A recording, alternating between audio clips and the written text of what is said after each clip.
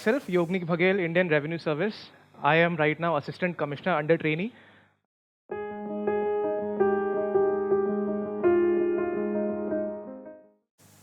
ठीक है, पहला स्टार्ट करते हैं हिस्ट्री से।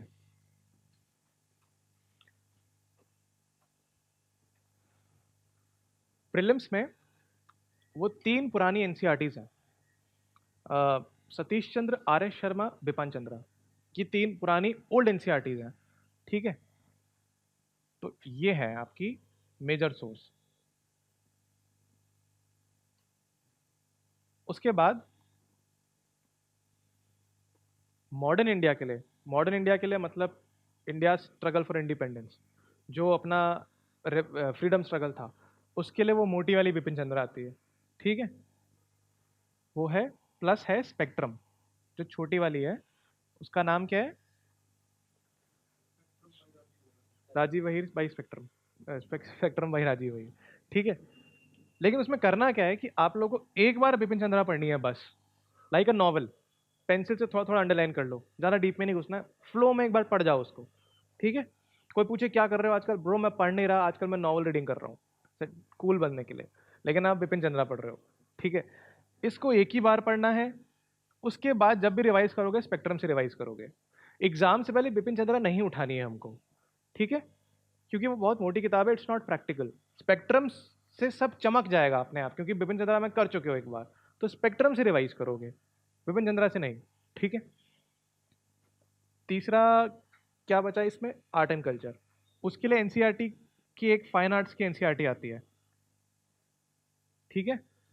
रेड कलर की है, नई किताब है, वो आपने करनी है, ठीक है। उसमें आपके टेम्पल कवर हो जाएंगे, केव आर्किटेक्चर कवर हो जाएगा। डांसेस शायद उसमें नहीं है, डांसेस नहीं है उसमें, लेकिन वो चीज़ें कवर हो जाएंगी, ठीक है। और फोर्थ आपका बचा करंट अफेयर्स। करंट अफेयर्स में आपको क्या करना है? आर्ट एंड कल्चर आता है ना, वो कवर करना है। और जो 26 जनवरी की परेड होती है, उसमें जो झांकियाँ निकलती हैं, उन झांकियों की डिटेल योजना कुरुक्षेत्र में के पीछे किसी पन्ने पे आती हैं, या हो सकता है कि वो किसी मैगजीन ने ही कवर कर ली हो, तो वो कवर करनी है, क्योंकि वो यही दिखाता है, कल्चर दिखाता है हमारे कंट्री का, ठीक है। तो वो जिस चीज़ से फोकस कर रहे हो उस पर सवाल आने के चांसेस बढ़ जाते हैं, ठीक है। तो ये आपका हो गया हिस्ट्री। इसमें कुछ बचा? फाइन आर्ट्स के लिए मैं यही सजेस्ट करूंगा, इतना ही करो। लेकिन डांसेस वगैरह बच रहे हैं, अभी डांसेस बच रहे हैं, पेंटिंग बच रहे हैं, ठीक है। तो उस केस में आप मार्केट से जाके कोई उठा लो। क्या? नितिन सिंघानिया की किताब उठा सकते हो, वो बहुत बड़ी है, मे बी उसमें से जो चीज़ें बच रही हैं वो कर लो बस, ठीक है। समझ गए? ये मत स्किप करना फाइन आर्ट्स वाली एनसीईआरटी, क्योंकि इसमें से सवाल आया नहीं निकला तो बहुत दुख होगा बाद में, ठीक है। ये आपके स्टैंडर्ड सोर्सेज हैं, बाकी सारे जो है वो आपके स्टैंडर्ड सोर्सेज नहीं है, वो आपके सब्सिडरी सोर्सेज हैं, तो ये तो स्किप करने ही नहीं है। अब इस सब के अलावा मेंस में आपका एक आता है, वर्ल्ड हिस्ट्री भी आता है, और पोस्ट इंडिपेंडेंस हिस्ट्री, वो दो चीज़ें ऐड हो जाती हैं। तो देखो, वर्ल्ड हिस्ट्री के लिए कैसे तो कई सारी किताबें हैं, लेकिन मैं ये सजेस्ट करूंगा कि जो मेजर मेजर इवेंट्स हैं ना, उनको विकिपीडिया से पढ़ लो बस एक बार। क्योंकि होता ये सवाल ऐसा आएगा जो कोई किसी को नहीं आता होगा पूरा, ठीक है। तो सब लोग अपना जितना रिकलेक्ट कर पाएंगे उस हिसाब से लिखेंगे। लेकिन वर्ल्ड हिस्ट्री को पढ़ने में आपका बहुत अपॉर्चुनिटी कॉस्ट ज़्यादा है। उस टाइम में आप बहुत कुछ प्रिपेयर कर सकते हैं, जिसमें आप एक चीज़ प्रिपेयर कर पाओगे और उसमें से सवाल भी ऐसा आएगा जो पढ़ने के बाद भी आप सॉल्व नहीं कर पाओगे, ठीक है। तो इसलिए इसमें स्मार्ट स्टडी ये है कि आप टॉपिक्स आइडेंटिफाई करो वर्ल्ड हिस्ट्री के, और उसको गूगल कर करके पढ़ लो, बस खुद के नोट्स बना लो, ठीक है। या फिर अगर इसमें बहुत मेहनत लग रही है तो क्रॉनिकल करके एक मैगजीन आती है, उसका स्पेशल एडिशन आता है वर्ल्ड हिस्ट्री पे, वो उठा लो बस, ठीक है। नॉर्मल लू करके किताब है, अर्जुन देव करके किताब है, वो सारी किताबें भी हैं मार्केट में, बट मैं नहीं समझता हूँ कि उसका कॉस्ट बेनिफिट एनालिसिस करेंगे तो उसकी कॉस्ट बहुत ज़्यादा है, बेनिफिट बहुत कम है। वैसे फ्री ट्राई में कभी पढ़नी हो तो पढ़ लो, लेकिन एग्जाम के लिए मैं सजेस्ट नहीं करूँगा, तो ये क्रॉनिकल कर लो, इससे हो जाएगा, ठीक है। सिमिलरली पोस्ट इंडिपेंडेंस के लिए भी पांचचंद्रा की किताब आती है, लेकिन उसको भी पढ़ने का इतना कोई पॉइंट नहीं है। पोस्ट इंडिपेंडेंस के मेजर मेजर मुद्दे क्या है? नक्सलिज्म हो गया, लैंड रिफॉर्म हो गया, ग्रीन रेवोल्यूशन हो गया, कुछ 5 ईयर प्लान्स हो गए, ठीक है, भूदान मूवमेंट हो गया। तो ये सब चीज़ें आप ऐसी major events after independence of India इतना भी गूगल कर लोगे ना, तो वो आ जाएंगे सारे। फिर उनको एक एक करके पढ़ लो। उसके लिए पूरी किताब पढ़ने की क्या जरूरत है, 5-6 घंटे में पूरा निपटा सकते हो आप। देखो ना कितना जल्दी करना है आपको, टॉपर बनना है तो ये चीज़ें सीखनी पड़ेंगी। अब तुमसे जब कल को पोस्टिंग मिल जाएगी, बोलेंगे कि ये प्रोजेक्ट है, तो तुम उसके लिए पुरानी किताबें थोड़ी पढ़ोगे उठा के। प्रोजेक्ट ये है, करना ये है, कैसे कर सकते हो फास्ट से फास्ट। ठीक है, इंटरव्यू में यही चेक किया जाता है। जो बोर्ड बैठा होता है ना, उसका काम क्या होता है, जिस लड़के या लड़की को सिलेक्ट करना है, कल को वो हमारे साथ प्रशासन में काम करेगा, हमारी टीम का मेंबर होगा एज ए जूनियर। अब मान लो मैं सेलेक्ट हो जाता हूँ और मैं कल को चला गया डिपार्टमेंट में, मेरे सीनियर्स हैं बोल रहे हैं कि ये गुरु ऐसा है, ये जगह या पानी की बड़ी प्रॉब्लम है, और हमें ऐसा एस्टिमेट बता रहा है कि 10 दिन पानी और आएगा, बांध में बारिश नहीं हुई है, तो अब क्या किया जाए, तुम बताओ, तुम्हारे जिला में पड़ता है। तो मैं बोलूँ सर, इंडस वैली सिविलाइजेशन में ऐसा ऐसा होता था, और तब उन्होंने फिर कोशिश, कनाल नहीं बना पाए वो, तो हम कनाल ऐसा कुछ कर सकते हैं। और सर वहाँ पे तो ये सब वो बोलेंगे ये क्या पागल आदमी है, ये इसे पोस्टिंग किसने दे दी। मैं क्या कह रहा हूँ, ये क्या कह रहा है, इंट्रोडक्शन से चालू हो रहा है, मुद्दे की बात क्यों नहीं कर रहा है ये, जल्दी से जल्दी काम कैसे करोगे। जैसे मैं उसमें नहीं होता, मार्केटिंग में लड़के होते हैं, बोलते हैं अरे सर मौका तो दो, हम बेच के दिखाएंगे सर, आप एक बार मौका तो दो। थोड़ा वैसे ही होना है तुम लोगों को। ठीक है, एक मौका मिला है, उसी में आग लगा देनी है एकदम। तो एकदम स्मार्ट, छोटा छोटा सोल्यूशन, अच्छा बेस्ट सोल्यूशन वो निकालना है तुम्हें। इमोशन में मत बह जाना, 5 किताबें हिस्ट्री की उठा ला, हिस्ट्री वाले ऑप्शनल से पूछ के, भाई बता दे भाई क्या है नोट दे दे भाई, मेरे काम आ जाएंगे, मैं मेरा ज्ञानी बन जाऊंगा। ये सब नहीं करना, अपना उठाओ बैक से शॉर्टेस्ट सोर्स, निपटा दो उसको। ठीक है, और उसके भी पूरे पूरे नोट्स मत बना लेना, जो चीज़ बहुत ज़्यादा टफ है उसी के नोट्स बनाने हैं हमको।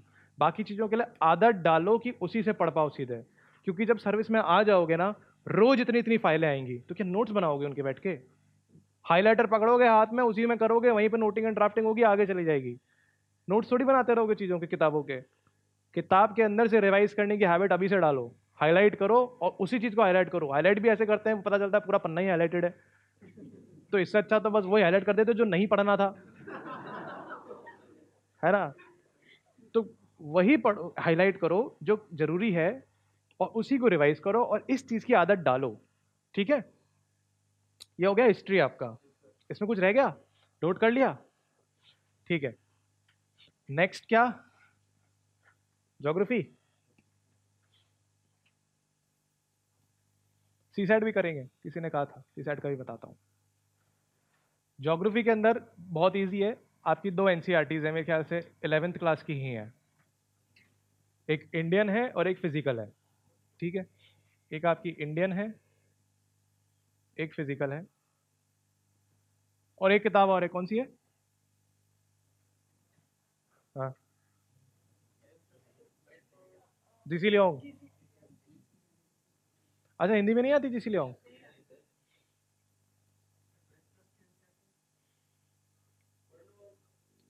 मैं बताता हूँ आपको, जीसी लियोंग से पढ़ना क्या था वो बताता हूँ, फिर आपको जहाँ मिलता है वहाँ से पढ़ो वो।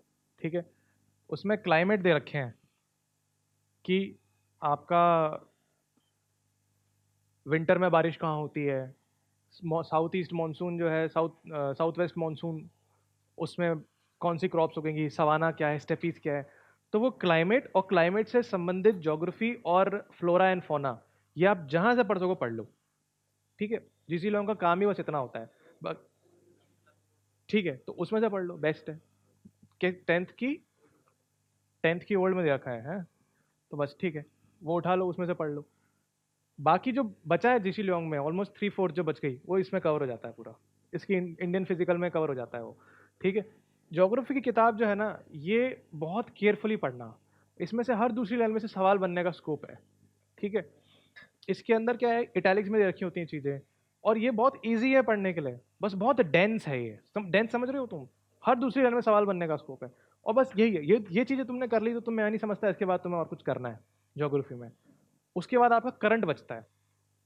ठीक है, करंट में आप क्या करोगे, जो भी घटनाएं घट रही हैं, न्यूज़ में है, उनको ज्योग्राफिकल एक मैप पे देखो, वो एरिया कहाँ है, उस एरिया के आसपास से सवाल बन सकता है। जैसे पोलैंड में COP24 हुआ, तो वो जो शहर है वो एक बार देख लो कहाँ पड़ रहा है, और उसके आसपास के शहर देख लो, पोलैंड की बाउंड्री किस किस को टच हो रही है ये देख लो। यूरोप में है पोलैंड, वहाँ पे आपका वेस्ट एशिया भी आता है। वेस्ट एशिया पे सवाल बन गया था क्योंकि वहाँ पे सीरिया उसमें लड़ाई हो जा रही थी कि कौन सा टच करता है मेडिटेरेनियन सी को, कौन सा नहीं करता है। तो एक मैप जो है लगा लो कमरे में। मैं जब पढ़ाई करता था ना, तो मैंने मैप ऐसे टेढ़ा लगा रखा था, इस तरीके से। जैसे ये वॉल है तो मैंने मैप ऐसे लगा रखा था। तो मेरे रूम में आते थे लोग, बोलते थे यार ये ना पढ़ पढ़ के पागल हो गया है, इसका अब कुछ नहीं हो सकता। मेरा तीसरे अटेम्प्ट में जाके निकला था। तो मुझसे पूछा गया कि ये टेढ़ा क्यों लगा रखा है, तो मैंने कहा कि मैं कुर्सी यहाँ रखता हूँ और जब बैठता हूँ तो पढ़ते पढ़ते मेरी गर्दन यूँ हो जाती है, तो फिर मैंने मैप ही टेढ़ा लगा रखा है। ऐसे मुझे कंफर्टेबल लगता है। लेकिन मैप मेरी कुर्सी के सामने लगा था, जिससे मुझे हर समय दिखता था। जब बोर हो रहे हो, ब्रेक लिया 5 मिनट का, कुछ नहीं तो मैप रीडिंग कर ली एक बार। मैप में चीज़ें देखते रहो। और मैप भी पूरा मैप नहीं रटना आपको, आप अलास्का पढ़ के रटे जा रहे हो, कोई पॉइंट ही नहीं है उसका। ठीक है। साउथ ईस्ट देखो, इंडिया की फॉरेन पॉलिसी के हिसाब से जो जो एरिया हमारे लिए इंपॉर्टेंट है। मेरे फॉरेन सर्विस वाले जो फ्रेंड्स हैं ना, वो अभी कहाँ गए हैं, कल ही गए हैं मिशन अटैचमेंट में। वो लोग ट्रेनिंग में मिशन अटैचमेंट होता है, और वो जहाँ जहाँ गए हैं ना, वो इलाके सबसे ज़्यादा जरूरी है हमारे लिए। नेपाल, ऐसा नहीं है कि हमें पैसा नहीं है तो नेपाली भेज रहे हैं उनको, लेकिन नेपाल इंपॉर्टेंट है। चाइना ग्रो कर रहा है, पाकिस्तान को यूज़ कर रहा है, हमें भी कुछ कंट्रीज अपने सपोर्ट के लिए चाहिए, first line of defence. Nepal Bhutan उनमें से है। नेपाल इंपॉर्टेंट है। श्रीलंका गए, श्रीलंका इंपॉर्टेंट है। South east Asia, Thailand, Bangladesh, ये सब कुछ इंपॉर्टेंट है हमारे लिए। सेंट्रल एशिया, ये पूरा तुर्कमेनिस्तान, उज्बेकिस्तान, कजाकिस्तान, ये सब इंपॉर्टेंट है। अफगानिस्तान, ईरान, ये इंपॉर्टेंट है। पोर्ट बनाया हमने वहाँ पे, चाबार, है ना। तो ये सब इंपॉर्टेंट है। तो ये सारा इलाका आपको अच्छे से मैप में करना है। कौन से यहाँ पे लेक्स हैं, कौन सा सी है, ये आपकी मैपिंग होगी ज्योग्राफी की। ठीक है, समझ गए। उसके बाद बचा मेंस।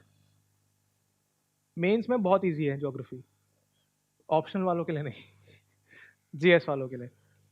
ये चीज़ें करनी है डायग्राम के साथ। ठीक है। जैसे ओशन वगैरह पे आ गया तो आपने थोड़ा एक रफ डायग्राम बना दिया ओशन करंट का। लिथोस्फेयर, बायोस्फेयर इस पे आया तो आपने बना दिया। एक उस पे ट्रोपोस्फेयर वगैरह पे आ गया तो आपने उसका डायग्राम बना दिया। तो डायग्राम वगैरह बनाने हैं बस मेंस में, बाकी सारी चीज़ें सेम रहेंगी। ठीक है, समझ गए। और कंसेप्चुअली समझोगे इसके, इनको, इन दोनों किताबों को पढ़ के, तो रिवाइज करने की जरूरत भी नहीं पड़ेगी, अपनी लैंग्वेज में लिख सकते हो पूरी ज्योग्राफी को।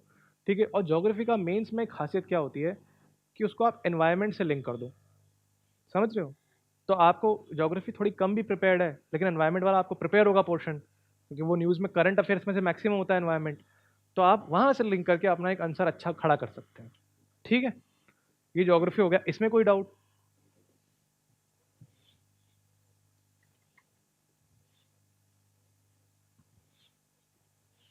पॉलिटी,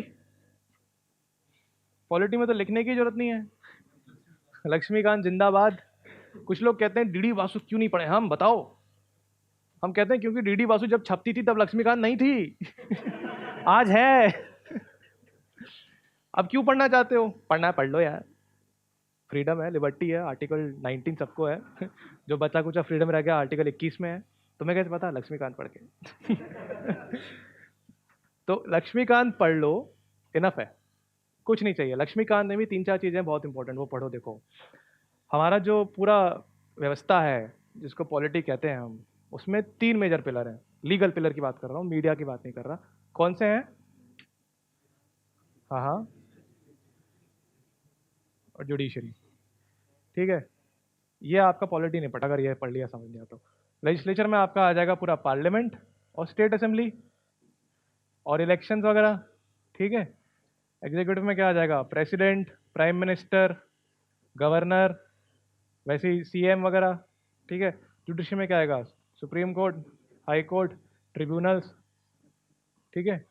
जो, हाँ वो सब तो आपका फंडामेंटल राइट वगैरह में आ जाएगा। ठीक है, ये हो गया। एक बचा आपका, ये इतना करने के बाद आपका क्या बचता है, फंडामेंटल राइट, फंडामेंटल ड्यूटी और डीपीएसपी। ठीक है। और लास्ट पार्ट बचता है आपका, अच्छा इसमें एग्जीक्यूटिव में एक चीज़ छोड़ दी बहुत इंपॉर्टेंट, पंचायत। पंचायत और म्यूनसिपैलिटी। ठीक है, ये हमारा बेडरॉक है लोकतंत्र का, इसके बिना नहीं चल सकता। मैक्सिमम जो जनसंख्या है देश की वो भारत में, इंडिया में नहीं है, उसे कौन चला रहा है, ये चला रहा है। सबसे बड़ी प्रॉब्लम क्या है, फंड ज़्यादा नहीं है। डिसेंट्रलाइजेशन तो हो गया, फाइनेंशियल डिसेंट्रलाइजेशन नहीं हुआ, उसके लिए स्टेट फाइनेंस कमीशन बनाए जाते हैं, लेकिन वो फंड फिर भी नहीं आ पाता है। ठीक है, प्रॉब्लम्स हैं, आप पढ़ोगे चैप्टर आपको सारी पता चल जाएंगी। पंचायत, म्यूनसिपैलिटी आपका एग्जीक्यूटिव में आ गया। और फिर इसके अलावा बचा है कॉन्स्टिट्यूशनल बॉडीज। तो जैसे आपका यूपीएससी, ठीक है, कैग, और आपका इलेक्शन कमीशन। ये समझ में आया? पॉलिटी, पॉलिटी के लिए एक पीएम बख्शी की किताब आती है, बेयर एक्ट है कॉन्स्टिट्यूशन की, वो भी खरीद लो, और जब जब जो जो आर्टिकल पढ़ो वो हाईलाइट कर लो उसमें। उससे क्या आर्टिकल रट जाएंगे तुमको। आर्टिकल 123 में ये है, 226 में ये है, 32 में ये है, 11 में ये है, 13 में ये है, बता सकते हो। ये नॉलेज होना बहुत जरूरी है, मेंस के लिए भी, इंटरव्यू के लिए भी। ठीक है, पीएम बख्शी। सारे नहीं, जो जो लक्ष्मीकांत में पढ़ोगे ना इन मेजर चैप्टर्स में से, बस वही याद करना है, सारे नहीं याद करना। आपको गवर्नेंस और आईआरएस में पूरा करंट अफेयर से करना है, बस बस बस, कोई किताब नहीं पढ़नी करंट अफेयर में, लेकिन मेहनत करनी पड़ेगी। हाँ हाँ, वहाँ से वहाँ पे उठाओ, इंडिया के फॉरेन पॉलिसी के 5 पिलर्स दे रखे हैं, वो याद कर लो बस, सफिशिएंट। नहीं नहीं, ऐसा नहीं है वो। देखो मैं बता देता हूँ, पहला पिलर है आपका promoting India's economic and cultural interest. दूसरा है आपका focusing on neighbourhood, neighbourhood first policy. तीसरा है आपका maintaining a stable balance of power in Asia Pacific through act east Asia, act east. ठीक है, चौथा है आपका dissuading Pakistan away from use of terror, Pakistan को लेके। और पांचवा है promoting India in global governance, WTO वगैरह में, आईसीजे वगैरह में। ये 5 फॉरेन पॉलिसी के पिलर्स हैं हमारे, मिनिस्ट्री ऑफ एक्सटर्नल अफेयर की वेबसाइट में मिल जाएंगे आपको। ठीक है, आप करंट अफेयर से करो पूरा, इंडिया के मेजर जो ट्रेड पार्टनर्स और स्ट्रैटेजिक पार्टनर्स हैं, यूएस, रशिया, ठीक है, China, Pakistan, Afghanistan, Iran, south east Asia, Asian Nations, Africa, Japan, बस इनके साथ जो बायलैटरल रिलेशन है उसके मेजर मेजर पॉइंट्स याद रख लो, जो जो मेजर मेजर इंटरेस्ट है इंडिया के, string of pearls, OBOR, CPEC, north south corridor, ठीक है, बिम्स्टेक वगैरह, ब्राज़ील हो गया तो ये ब्रिक्स हो गया, ठीक है, सब करंट अफेयर से प्रिपेयर होगा, कुछ नहीं है। गवर्नेंस के लिए भी मैक्सिमम चीज़ें करंट अफेयर से प्रिपेयर होंगी, जैसे ये जो कॉन्फ्लिक्ट है दिल्ली के सीएम और लेफ्टिनेंट गवर्नर के बीच में, या आपका गवर्नर्स को लेके हो जाता है, क्वेश्चन बन जाते हैं, जैसे वो अभी किरण बेदी और पौंडीचेरी में चल रहा है वहाँ के सीएम को लेके, राइट। तो ये सब करंट अफेयर से कवर हो जाएगा, कोई किताब नहीं पढ़नी इसके लिए, ठीक है। मेंस के लिए ना सबसे ज़्यादा जरूरी क्या है, राज्यसभा टीवी। फ्रैंक परेरा पता है किसी को? सबसे बड़ा कोचिंग गुरु वही है यार, उसको बैठाया ही इसलिए कि बच्चों को यूपीएससी की तैयारी करा सके वो। नहीं पता है फ्रैंक परेरा? आजकल दाढ़ी वाड़ी बढ़ा ली है भाई ने। हाँ, द बिग पिक्चर में आते हैं। हाँ ठीक है, हाँ उसका पूरा एक सिंगल पॉइंट एजेंडा है, मैक्सिमम सिविल सर्वेंट निकालना है भाई को, ठीक है। हाँ, राज्यसभा टीवी में जाओ, यूट्यूब पे प्लेलिस्ट में जाओ, the big picture, India's world, security scan, specials, ये 4 चीजें हैं, छोड़नी नहीं है ये सुनते रहो रोज डेली बेसिस पे, और इसके नोट्स बनाओ। और नोट्स भी कैसे बनाते हैं उस पर बात करेंगे, इनफैक्ट लिख लेते हैं, ये इंपॉर्टेंट है, नोट मेकिंग, इस पर बात करेंगे। India's world, security scan, the big picture और स्पेशल, देश देशांतर, द बिग पिक्चर, स्पेशल विशेष, सिक्योरिटी स्कैन, ठीक है। हाँ ठीक है, हाँ साइंस टेक का भी आता है, वो भी देख सकते हो, ठीक है।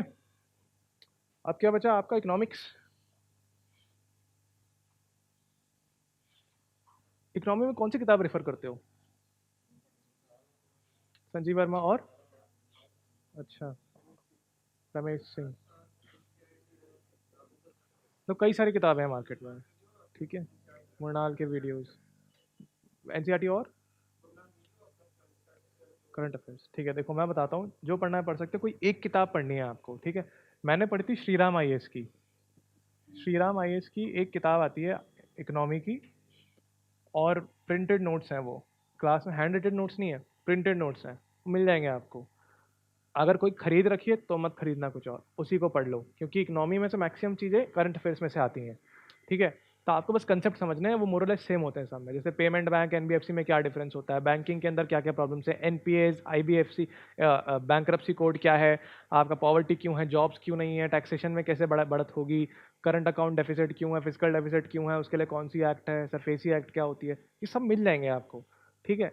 करंट अफेयर ज़्यादा इंपॉर्टेंट है आपके, तो करंट अफेयर देखो बहुत हैवी आते हैं हर मैगजीन के अंदर, ठीक है, वो मत छोड़ना।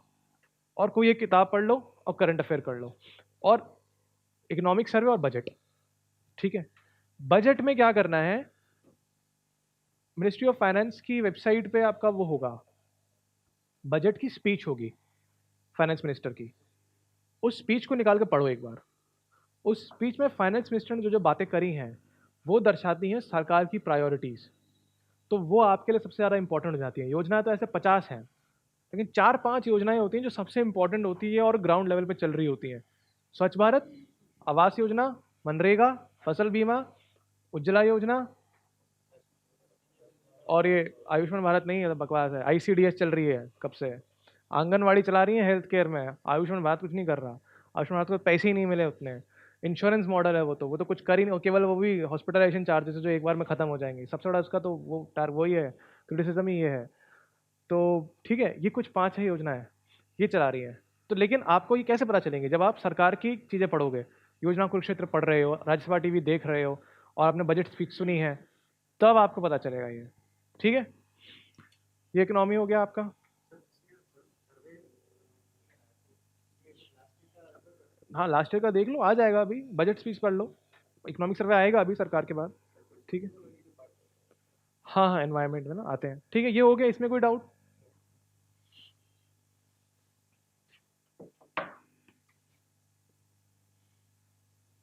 एनवायरनमेंट कौन सी किताब रेफर करते हो? माजिद हुसैन, उसमें है एनवायरनमेंट। शंकर आईएएस, अन अकेडमी। ठीक है, देखो इसमें मैंने क्या किया था, एनआईओएस के एनवायरनमेंट के नोट्स हैं। ठीक है, वो कर लो, उससे ecology and environment basic basic हो जाएगा। उसके बाद क्या बचता है? एक तो आपका बचता है इंटरनेशनल ट्रीटीज, जैसे आपका कॉप्स हो गई, ठीक है, या स्टॉकहोम डिक्लेरेशन हो गया, या यूएनएफसीसीसी हो गया, ठीक है, या आपका मीनामाटा कन्वेंशन हो गया। तो ये आपको किसी एक किताब से पढ़ना पड़ेगा, क्योंकि इसमें से हर साल सवाल बन जाते हैं, और ये स्कैटर्ड है बहुत, एक जगह है नहीं। तो कोई एक किताब उठा लो मार्केट से। ठीक है, एक पूर्वांचल आईएएस की नई किताब आई है, ठीक है, वो भी अच्छी है, वो उठा लो। हाँ, ठीक है, वो उठा सकते हो, शंकर उठा सकते हो, ये चीज़ वहाँ से पढ़ लो। हिंदी में नहीं है तो पूर्वांचल वाली देखना, वो शायद हिंदी में भी होगी एक बार। ठीक है, एक बार देख लो उसको। दूसरी चीज़ ये है, इसके अलावा आपका नेशनल लेवल के जो लॉज हैं, जैसे वाइल्ड लाइफ प्रोटेक्शन एक्ट है, एनवायरमेंटल प्रोटेक्शन एक्ट है, ये कुछ एक्ट्स हैं, वो भी उन्हीं किताबों में से मिल जाएगी। और तीसरी चीज़ इंपॉर्टेंट क्या है, ये थोड़ा आपका मेहनत वाला काम है, ये है आपका बायोडाइवर्सिटी। तो इसमें क्या करना है आपको, जो मैंने किया तो मैं बता देता हूँ आपको। जो वाइल्ड लाइफ प्रोटेक्शन एक्ट है, सुना है किसी ने? 1972, उसके अंदर एक शेड्यूल 1 होता है, जो सबसे ज़्यादा जो इंडेंजर्ड स्पीशीज़ हैं जानवरों की, वो उसमें मेंशन्ड होती हैं। तो वो उसका पीडीएफ मिल जाएगा, बस गूगल करोगे तो। वो पीडीएफ निकाल लो, उसमें से देखो जो कॉमन कॉमन सबसे ज़्यादा आपने नाम देखे देखे लग रहे हैं जानवरों के। ठीक है, आपको किसी जंगल के अंदर मेंढक के उसको नहीं पकड़ना हमें, ठीक है, लेकिन कोई मेजर में जैसे रेड पांडा हो गया, ठीक है, या आपका कोई पर्टिकुलर बर्ड हो गई, वो सारे जानवर आप नोट कर लो। विकिपीडिया से उनका आईयूसीएन स्टेटस देखो क्या है, मतलब इंडेंजर्ड, क्रिटिकली इंडेंजर्ड, वुलनरेबल जो है। और एक मैप ले लो इंडिया का, उस पर मार्क करो कि वो मिलते कहाँ हैं। वो विकिपीडिया में मिल जाएगा आपको कहाँ मिलते हैं वो। ठीक है, जैसे हंगुल है आपका, वो केवल दचीगम में मिलता है जम्मू कश्मीर में, उसको वहाँ लिख लो। स्टेट एनिमल भी है, क्रिटिकल इंडेंजर्ड भी है। ब्लैक नेक क्रेन है, वो कहीं और मिलती है, अरुणाचल में मिलती है, लेकिन माइग्रेट होकर कश्मीर में भी आती है। तो ये चीज़ें विकिपीडिया से, ये थोड़ी मेहनत वाला काम है। ठीक है, इसमें लग जाएंगे आपको दो दिन लग जाएंगे, 2-3 दिन में, लेकिन ये निपट जाएगा। ये निपट गया, कोई भी बायोडाइवर्सिटी पे या एनिमल्स पे सवाल आए, मिस नहीं होगा आपका प्रीलिम्स में। ठीक है, कुछ ऐसे सवाल आते हैं ना कि ये कहाँ पाए जाते हैं, 5-6 जानवर दे दिए और एक लोकेशन दे दी है, और हर ऑप्शन में 5-6 अलग अलग जानवर हैं। तो आपने अगर पढ़ा हुआ है जानवर और किस लोकेशन में मिलता है, थ्रेड स्टेटस क्या है, तो आप उसको इजीली एलिमिनेट करके सॉल्व कर दोगे। ठीक है, एक चलो प्रीलिम्स के एलिमिनेशन टेक्निक पे ही बात कर लेंगे। ठीक है, ये हो गया एनवायरनमेंट आपका। करंट अफेयर्स पे अच्छे से ध्यान देना, करंट से बहुत सवाल बनते हैं एनवायरनमेंट के। ठीक है, अब डिफेंस, साइंस टेक, ये एक में ले लेते हैं। ये पूरा आपको केवल करंट से करना है। ठीक है, साइंस किस किसने पढ़ी है यहाँ पे? साइंस किस किसने पढ़ी है स्कूल में या ग्रेजुएशन में? हम्म, ठीक है। बेसिक साइंस में किसको दिक्कत होती है? हो, हो जाती है दिक्कत। तो उस केस में क्या करो ना कि कहीं से कोई छोटे शॉर्ट नोट्स मिल जाए मार्केट में बेसिक साइंस के, अगर किसी क्लास नोट्स मिल जाए तो वो एक बार रीड कर लो, ठीक है? बेसिक केमिस्ट्री, बेसिक फिजिक्स के, ठीक है? नहीं भी करोगे तो ज़्यादा कुछ घाटा नहीं है उसका। आई एम जस्ट सेइंग कि अगर प्रॉब्लम होती है तो यू कैन कंसल्ट दैट, ठीक है? क्योंकि उसके अलावा साइंस टेक और डिफेंस पूरा आपका करंट अफेयर्स है। डिफेंस में मेजर मेजर आता है आपका कौन सी डिफेंस एक्सरसाइजेज हो रही हैं, ठीक है? मालाबार हो गई, ठीक है? अभी ये इंदिरा हो रहे हैं, ठीक है? रशिया के साथ जितने भी हो रही हैं, ठीक है? तरह तरह की होती रहती हैं। सूर्य किरण, शक्ति, हैंड इन हैंड, डैगर, क्या क्या, ठीक है? वो सारे एक जगह लिख लो। मैंने भी लिखा हुआ है, मैं भी ऐसे ही तैयार करता हूँ। जहाँ जहाँ देखें एक कहीं नोट बना के लिख लो, ठीक है? साइंस टेक में आपका इसरो बहुत इंपॉर्टेंट है, जो सैटेलाइट्स वो भेज रहा है, और नोबेल पुरस्कार जो मिले हैं अभी उनमें क्या क्या है, फिजिक्स, केमिस्ट्री, मेडिसिन और पीस में किस किस को मिला है, और लेटेस्ट डिस्कवरीज क्या हो रही हैं आईआईटीज में या आपके इसमें आईआईएससी में, ठीक है? कोई नया कार्बन का कुछ बनाया है प्रोडक्ट, या कभी कुछ नई एक्सपेरिमेंट से कुछ डिस्कवरी हुई है, वो सब चीज़ें करंट अफेयर से होंगी सारी, साइंस टेक में कवर हो जाएगी, ठीक है? डिजास्टर में कुछ सवाल ऐसे बनते नहीं है, बनते हैं कॉमन सेंस के सवाल होते हैं वो, ठीक है? लेकिन डिजास्टर मेंस के लिए जरूरी है। तो मेंस के लिए क्या करना है आपको, एक योजना निकालता है हर साल एक डिजास्टर की, ठीक है? अगर नहीं भी निकालता तो शायद 2016 वाली दिसंबर की योजना डिजास्टर की है, बस एक वो उठा लो और उसके कुछ चीज़ें पढ़ लो, काफ़ी चीज़ें रिपीटेटिव होंगी, थोड़ी थोड़ी चीज़ें पढ़ लो, इतना पढ़ लो कि 250 वर्ड का आंसर क्रिएट कर सको बस, ठीक है? उससे ज़्यादा नहीं पढ़ना है, समझ गए? अब आ जाते हैं योजना कुरुक्षेत्र पे। ये दोनों सिंगल मोस्ट सबसे इंपॉर्टेंट सोर्स हैं, कुरुक्षेत्र ज़्यादा योजना से भी, क्योंकि इसमें पूरी पूरी गवर्नमेंट की पॉलिसीज आती हैं, गवर्नमेंट की प्रायोरिटी आती है। तो आपको पता चलता है, एक इनसाइड लुक मिलता है। बाकी सारी मैगजीन्स और अखबार जो है वो आउटसाइड लुक है, योजना कुरुक्षेत्र से इनसाइड लुक मिलता है, ठीक है? तो वो पढ़ो, वो 12 महीने की मिस नहीं करनी है। कितनी बार प्रीलिम्स में सीधे सीधे क्वेश्चन योजना में से आते हैं, जैसे स्वयं के ऊपर आया था, राष्ट्रीय गरिमा अभियान आया था, ये सारी चीज़ें सीधी सीधे एज ए राष्ट्रीय गरिमा अभियान, छोटी सी स्कीम है, कहाँ खो जाएगी विजन में या इनसाइट में आपको पता भी नहीं चलेगा। लेकिन अगर योजना में आ रखी है तो आपको पता चल गया कि ये लाइमलाइट में है, तो ये आ सकती है। तो योजना कुरुक्षेत्र 12 महीने की जाओ, उठा लो और उसको फटाफट फटाफट रीड कर जाओ। चीज़ें रिपीटेटिव होती हैं, पूरी पूरी नहीं पढ़नी। कहीं कुछ इटैलिक्स में दिख जाए या कहीं कोई नई कोई स्कीम का नाम दिख जाए, किसी बॉक्स में कुछ दिख जाए, जल्दी जल्दी रीड करनी है। मतलब स्पीड ये होनी चाहिए कि एक दिन में आप 6-7 निपटा सको, ठीक है? उससे ज़्यादा टाइम नहीं देना, ना उसके नोट्स बनाने हैं, बस वही है। लेकिन आइडेंटिफाई हो जाएगा क्या क्या मेजर प्रोग्राम्स हैं। और फिर प्रीलिम्स के लिए ऐसे हो गया, मेंस के लिए क्या होगा, नोट्स बनाने की, जब नोट मेकिंग की बात करेंगे तब मैं बताऊंगा मेंस के लिए कैसे करना है। इसमें कोई डाउट? क्लियर हो गया ये सारा? आधा घंटा बचा, फटाफट चलते हैं आगे। हाँ, जैसे जून 2 को अपना पेपर है 2019 का, तो अगर आप लोग पहली बार अटेम्प्ट दे रहे हो तो मैं कहूँगा जनवरी 2018 से पढ़ना स्टार्ट करो। लेकिन अगर आप ऑलरेडी दे चुके हैं अटेम्प्ट तो 1 साल पुराना बस, यानी कि जून टू जून, ठीक है? ज़्यादा हो गया क्या? करना पड़ेगा यार, ठीक है? और टेस्ट तो लगाने हैं ही, सो टाइम बहुत कम है, सोचो इतना सारा कवर करना है, ठीक है?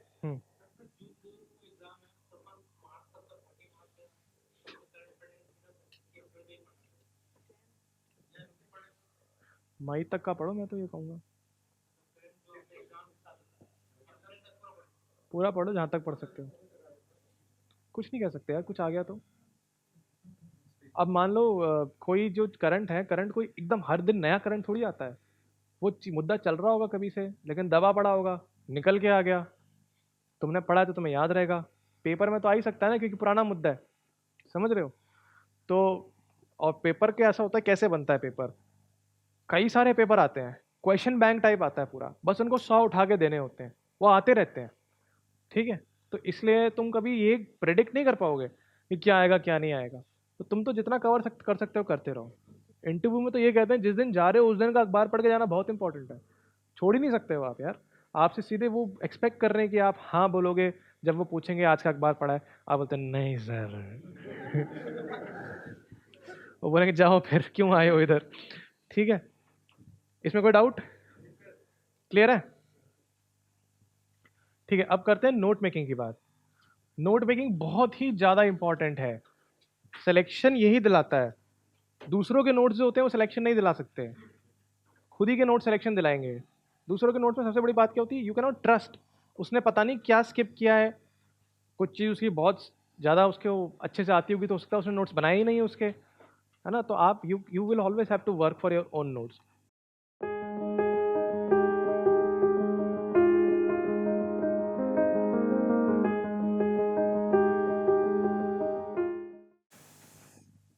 तो नोट मेकिंग, अब ये देखो ये कला है, सोर्स, टॉपिक, इसके अंदर कोई डिफरेंस बता सकता है?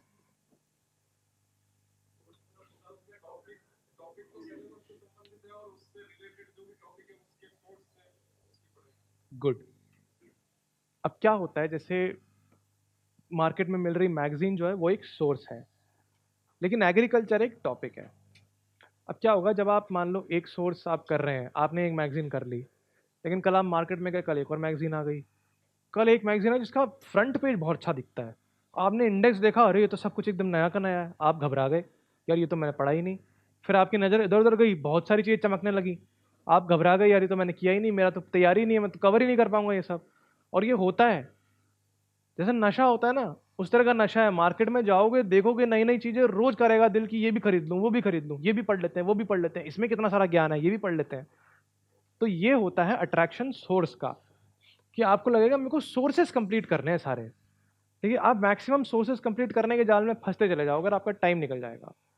आपको सोर्सेज नहीं कंप्लीट करना है, आपको टॉपिक कंप्लीट करना है। और टॉपिक जो होते हैं वो बहुत कम होते हैं यूपीएससी के, सिलेबस में दे रखे हैं वो तो सारे करने ही हैं। इंडिविजुअल टॉपिक छूट रहे हैं तो विकिपीडिया या गूगल पर सर्च कर करके कर लो, लेकिन छोड़ो मत। ये नहीं कि इंडिविजुअल टॉपिक के लिए पूरी नई किताब पढ़ रहे हो, सर्च करके खत्म करो उसको। 250 वर्ड से ज़्यादा लिखने का मौका नहीं मिलेगा, उतने ही ये नोट्स बनाने हैं।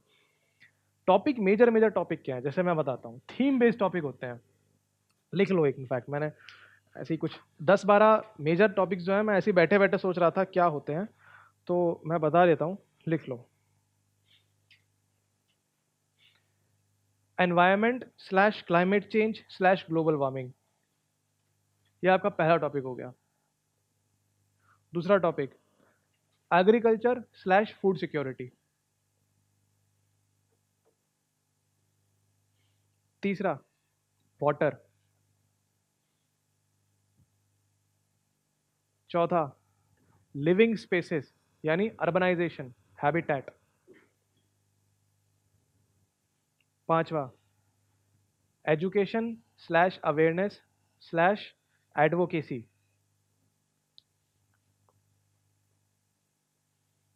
छठा, टेक्नोलॉजी स्लैश साइंस टेक।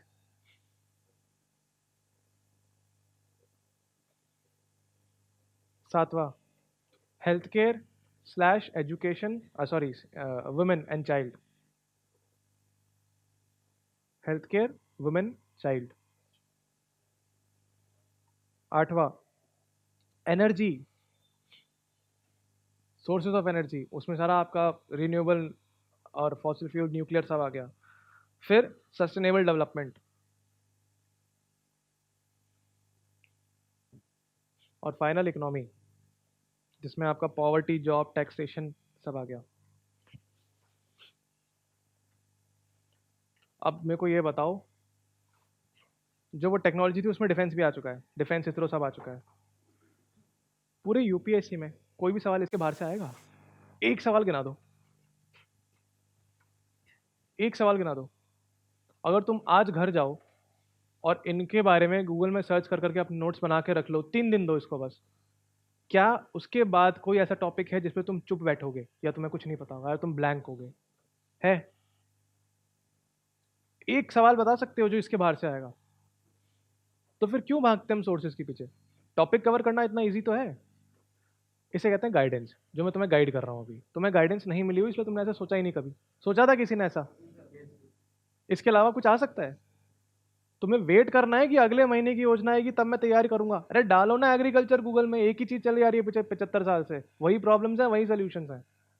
आज ही बैठ के तैयार कर लो। कहने का मतलब क्या है मेरा, तुम आज जाओगे, अपना रोज का जो शेड्यूल है उसमें लगे रहो, कुछ टाइम रोज निकालो, और एक एक टॉपिक निपटाओ, ठीक है। टॉपिक निपटा के उसके नोट्स बनाओगे। नोट्स आपके 1.5 पन्ने से ज़्यादा के नहीं बनेंगे।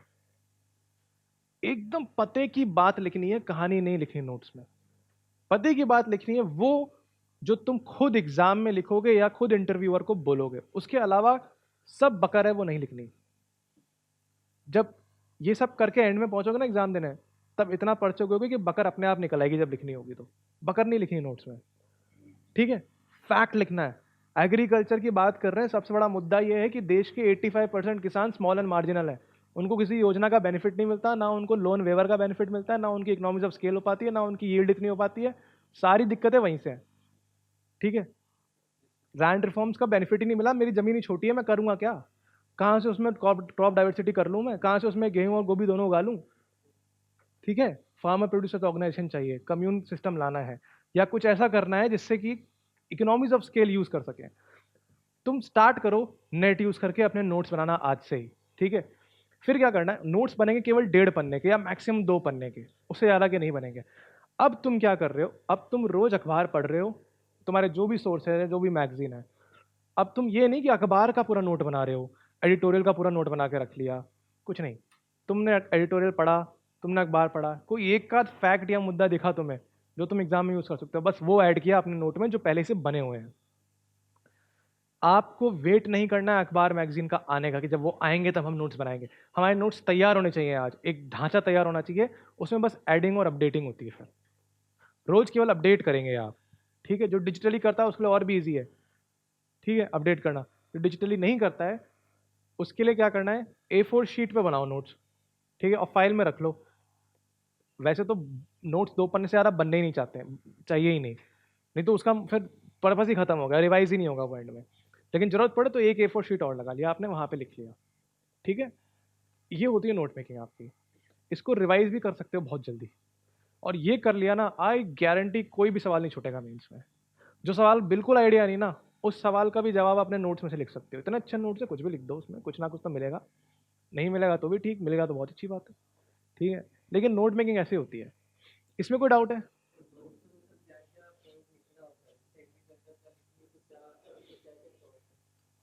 कुछ facts, challenges, solution, way forward.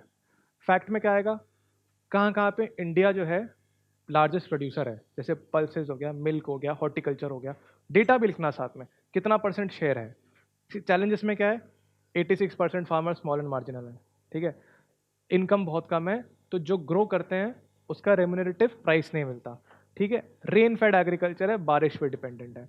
फसल बीमा जो है वो योजना ढंग से नहीं चलती है, क्रॉप लॉसेस हो जाती है, पूरी पूरी अनटाइमली बारिश के वजह से फसल बर्बाद हो गई, ठीक है। उसके बाद मार्केटिंग, मार्केटिंग कॉस्ट बहुत ज़्यादा है। मार्केटिंग कॉस्ट का मतलब ये हुआ कि ये आपका किसान है, फार्मर है, और ये आप कंज्यूमर हो मार्केट में। इसने गेहूं बनाया, ये जाता है जहाँ से, इसके बैग में, ठीक है। इसने गेहूं लिया 2400 रुपये क्विंटल के हिसाब से, लेकिन वो 2400 रुपये इसके पास नहीं आएंगे, इसका बहुत कम आएगा। मैक्सिमम जो कॉस्ट है ना, वो ये जो मार्केटिंग का प्रोसेस है, मिडिल मैन, वहाँ खप तो जाती है, बट जाती है। ऐसे नहीं किसी एक को जा रही, वो बट रही है इंटरमीडिएट के अंदर। तो इस गैप को अगर अपन खत्म कर सकें तो ये 2400 भी नहीं रहेगा, क्योंकि कॉस्ट हट जाएगी। तो ये 2400 घट के हो जाएगा 1200, और वो यहाँ पे मे बी 800 तक पहुँच सके, है ना। तो ये गैप बहुत ज़्यादा है, ये एक सबसे बड़ी दिक्कत है। हमें क्या करना है, फूड प्रोसेसिंग इंडस्ट्री को सपोर्ट करना है, ताकि हम वैल्यू एडिशन कर सकें। वाकई में ये फालतू की मार्केटिंग कॉस्ट हटा के वैल्यू एडिशन करें, कि जो गेहूं है हमारा, ऑपरेशन फ्लड जो हमने दूध प्रोडक्ट प्रोड्यूस करते हैं, वर्ल्ड वाइड फेमस है वो मॉडल, आज भी सबसे ज़्यादा प्रोड्यूस कर रहे हैं, लेकिन उसके बावजूद केवल 20% मिल्क को हम प्रोसेस कर पाते हैं। तो प्रोसेसिंग फैसिलिटी है नहीं, ना इंफ्रास्ट्रक्चर है, ना हमने वैसा इंसेंटिव दिया, ना वैसी ऑन्टरप्रेन्योरशिप आ पाई। तो हमें वो करनी है पॉलिसीज के थ्रू, कि हम इंडस्ट्रीज को ग्रो करने के लिए एक स्पेस बना सकें, ठीक है। तो ये एक चैलेंज हो गया, जो गैप है बीच का, ठीक है। फिर एक है आपका चैलेंज इसका स्टोरेज का। तो आपका 40% जो पेरिशेबल्स होते हैं हर साल वो बर्बाद हो जाते हैं, क्योंकि आपका वेयर हाउस नहीं है, ग्रैंडरीज नहीं है, ठीक है। वो मंडी में जाएंगे और वो उसमें तरपाल के अंदर रहते हैं, बारिश सड़ जाते हैं, चूहे, बहुत कुछ चीज़ें, ठीक है। तो ये कुछ चैलेंजेस हो गए। फिर कुछ सोल्यूशंस हैं, आप जैसे आपके APMC एक्ट के अंदर आपको वो करने हैं, रिफॉर्म लाने हैं, मॉडल APMC एक्ट के प्रोविजंस के हिसाब से ला सकते हो, ठीक है। फिर आपको फूड प्रोसेसिंग वाला इंडस्ट्री जैसे जो वो है, वो आपका एक सोल्यूशन है, ठीक है। फिर आपको क्रॉप डाइवर्सिफिकेशन, उसके लिए लेकिन उससे पहले सबसे बड़ा सोल्यूशन है फार्मर प्रोड्यूसर ऑर्गेनाइजेशन को बढ़ाना है ताकि लैंड साइज बड़ी हो सके। फिर क्रॉप को डाइवर्सिफाई करना है, मोनोकल्चर हटाना है। आज भी 50% से ज़्यादा लैंड के अंदर केवल 3 फसल उगाई जाती है, या तो गेहूँ या चावल या कोर्स सीरियल, ठीक है। तो हम लोगों को उसको डाइवर्सिफाई करना है, ठीक है। जैसे उसके लिए वो कौन सा अभी ऑपरेशन ग्रीन करके एक योजना निकाली है, टॉप्स को, टोमेटो, ऑनियन, पोटैटो को, है ना। तो पल्सेस के अंदर हमारा क्लाइमेट बहुत सूट करता है, और पल्सेस जो है वेजिटेबल प्रोटीन का सबसे सिंगल मोस्ट इंपॉर्टेंट सोर्स है। मिलेट्स, पल्सेस, ऑयल सीड, ये हमारी सूट करती है जोग्राफी को, हम कर सकते हैं उसको और ग्रो। इसराइल से सोल्यूशन है, इसराइल से माइक्रो इरिगेशन इंफ्रास्ट्रक्चर सीख के इम्प्लीमेंट कर सकते हैं, भले वो लघु सिंचाई के कुछ भी, ड्रिप इरिगेशन हो गया, स्प्रिंकलर हो गया, ठीक है। तो ये आपके सोल्यूशन हो गए। और उसके बाद आपका बचता है ये वे फॉरवर्ड। तो वे फॉरवर्ड में क्या पॉलिसी आप लाके, मतलब पोटेंशियल क्या है, पोटेंशियल भी आपको अखबार में मिल जाएगा कि अगर फूड सिक्योरिटी एक्ट ला पाए तो हम इतने सालों के अंदर इतनी जनसंख्या को भुखमरी से बाहर निकाल सकते हैं। ये आपका वे फॉरवर्ड हो गया। इस तरीके से नोट सुनाने हैं आपको, ठीक है। ऑर्गेनिक फार्मिंग को प्रमोट कर सकते हैं। ऑर्गेनिक फार्मिंग का बेनिफिट ये होता है, केमिकल फार्मिंग जो होगी, पहले साल में इतना फर्टिलाइजर डालोगे, मे बी इतना यील्ड आए इतने फर्टिलाइजर में, अगले साल में इतने इतने यील्ड के लिए फर्टिलाइजर इतना करना पड़ेगा, फिर सेम यील्ड के लिए फर्टिलाइजर इतना करना पड़ेगा। ऑर्गेनिक फार्मिंग में उल्टा होता है, यील्ड कम है इतने में, अगले साल यील्ड बढ़ेगी लेकिन ये कम जरूरत होगी, क्योंकि सॉइल की कंडीशनिंग हो गई। सॉइल अपने आप में नाइट्रोजन फिक्स करने लगेगी यार, उसके अंदर वो बैक्टीरियाज आ जाएंगे, एंजाइम्स आ जाएंगे, तो जो एयर में जो नाइट्रोजन है, जो अमोनिया है, उसको वो अपने आप फिक्स कर सकती है। बट उसके लिए वी नीड ऑर्गेनिक फर्टिलाइजर्स, है ना। तो ऑर्गेनिक फार्मिंग जो है सिक्किम में हो रही है, zero budget natural farming Andhra Pradesh कर रहा है, जीवामृत यूज करके, पंचगव्य यूज करके, ये सब सोल्यूशन में है। कुरुक्षेत्र योजना पढ़ो, ऐड करते जाओ अपने नोट्स में, समझ गए। एक ढांचा बना लो एकदम मिनिमम सा, फिर उसमें ऐड करते जाओ। ऐसे नोट मेकिंग होगी आपकी। ये 10-12 टॉपिक्स है, खत्म करो, उसके बाद कुछ भी नहीं हो सकता उसमें से। इसमें से एक दो चीज़ें रह गई, टूरिज्म रह गया जैसे, तो एक इंडस्ट्रीज वाला और टॉपिक लिख लो, उसमें जितने भी इंपॉर्टेंट एसएमईज हैं, स्मॉल एंड मार्जिनल इंडस्ट्रीज, वो हमारे एक्सपोर्ट में सबसे ज़्यादा वही भागीदार है, एमएसएमईज। वो हो गई आपकी इंडस्ट्रीज, हो गई आपकी ये टूरिज्म इंडस्ट्री हो गई, जिसको सनराइज इंडस्ट्री भी कहते हैं, ठीक है। और सॉफ्टवेयर इंडस्ट्री हो गई, ठीक है। अब क्या होता है एग्जाम्पल, किसी ने कहा था कि एग्जाम्पल कैसे ढूंढें। एग्जाम्पल्स का ये है कि अखबार पढ़ोगे ना रोज तो मिल जाएंगे कुछ ना कुछ, इनको कहते हैं गुड प्रैक्टिसेस। इनफैक्ट मैं सजेस्ट करूंगा नीति आयोग की वेबसाइट पे जाओ, और नीति आयोग की वेबसाइट पे नॉलेज हब करके एक टैब होगा, उसके अंदर मिलेगी एक पीडीएफ, गुड प्रैक्टिसेस, ठीक है। 2015 या 16 का कंपाइलेशन है। उसमें क्या है, आईएएस ऑफिसर्स ने या एडमिनिस्ट्रेटर्स ने अपने अपने एरिया में क्या क्या अच्छे प्रोजेक्ट चला के प्रॉब्लम्स का समाधान दिया है, उनकी केस स्टडीज़ हैं हर एरिया में, एग्रीकल्चर में, हेल्थ में, एजुकेशन में, एट्सेट्रा। तो एक बार वो डाउनलोड करो पीडीएफ और वो पढ़ लो एक बार। बहुत क्विक केस स्टडीज़ हैं, 2-2 पन्नों की, लेकिन आपको इतने एग्जाम्पल मिल जाएंगे ना जो आप लिख सकते हैं कि इस तरह का मॉडल। मेरे फ्रेंड्स अभी भारत दर्शन करके आए सारे, ठीक है। भारत दर्शन आईएएस वालों का अभी हो जाता है, फिर आईपीएस वालों का बाद में होगा, हमारा आईआरएस वालों का और भी लेट होता है। सबका सर्विस वाइज होता है, क्योंकि सबकी सर्विस की अकेडमी अलग अलग है ना। तो उन लोगों का हो गया अभी। तो वो लोग बता रहे थे यार देश में ना इतने अच्छे अच्छे मॉडल्स चल रहे हैं ना, लेकिन वो फैले हुए हैं। सिक्किम में कुछ चल रहा है, छत्तीसगढ़ में कुछ चल रहा है, झारखंड में कुछ चल रहा है, राजस्थान में कुछ चल रहा है। तुमको कोई दिक्कत है ना, तुम सॉल्व नहीं कर पा रहे हो, तो तुम्हारी लैक ऑफ अवेयरनेस है, वो तुम्हारी इग्नोरेंस है। अगर तुम्हें पता हो कि इस चीज़ का सोल्यूशन किसी ना किसी मॉडल में चल रहा है ऑलरेडी वहाँ सिक्किम में, तो तुम्हें बस वो मॉडल इंप्लीमेंट करना है। वो कहता है पंचायती राज में सिक्किम में जो बिल्डिंग है that works like a corporate office, उनके खुद के वो हैं, क्या कहते हैं, केबिन्स हैं, वहाँ लैपटॉप्स लगे हुए हैं, फिंगरप्रिंट्स हैं, बाहर एक चार्टर लगा हुआ है जिसमें सबको लिखा हुआ है आपकी सिटीजन के हिसाब से राइट्स क्या हैं। और वो उसके लिए कोई फंड नहीं मांगते स्टेट से, उनका खुद का रेवेन्यू जनरेशन का तरीका भी है। क्यों, कैसे है, उन्होंने कुछ कार वॉश टाइप कुछ सिस्टम लगवा रखे हैं जहाँ पे लोगों की गाड़ियाँ धुलती जाती हैं नॉमिनल चार्जेस पे, उससे उनका खर्चा निकलता जाता है। मतलब एक पूरा बिजनेस मॉडल है जो उन्होंने वहाँ इंप्लीमेंट कर रखा है। आप भी कर सकते हो इंप्लीमेंट। आपको थोड़ा अंडरस्टैंडिंग अच्छी होनी चाहिए, स्मार्ट आईक्यू वगैरह तेज होना चाहिए। ये नहीं कि वो पढ़ने के लिए आपको इंप्लीमेंट करना है, आप मैनेजमेंट की किताबें लेके बैठ गए, ठीक है। यूपीएससी में भी वही करना है, तुम्हें कुछ करना है, ये नहीं कि तुम किताबें लेके बैठ गए। किताबें इज नॉट सोल्यूशन, जल्दी जल्दी सोल्यूशन ढूंढो, स्मार्ट सोल्यूशन इंटरनेट बेस्ट है, ठीक है, और सीनियर्स की एडवाइस वो भी बेस्ट है। तो ये गुड प्रैक्टिसेस हैंडबुक ये डाउनलोड कर लो, ये पढ़ लो, एग्जाम्पल्स यहाँ से मिल जाएंगे, ठीक है।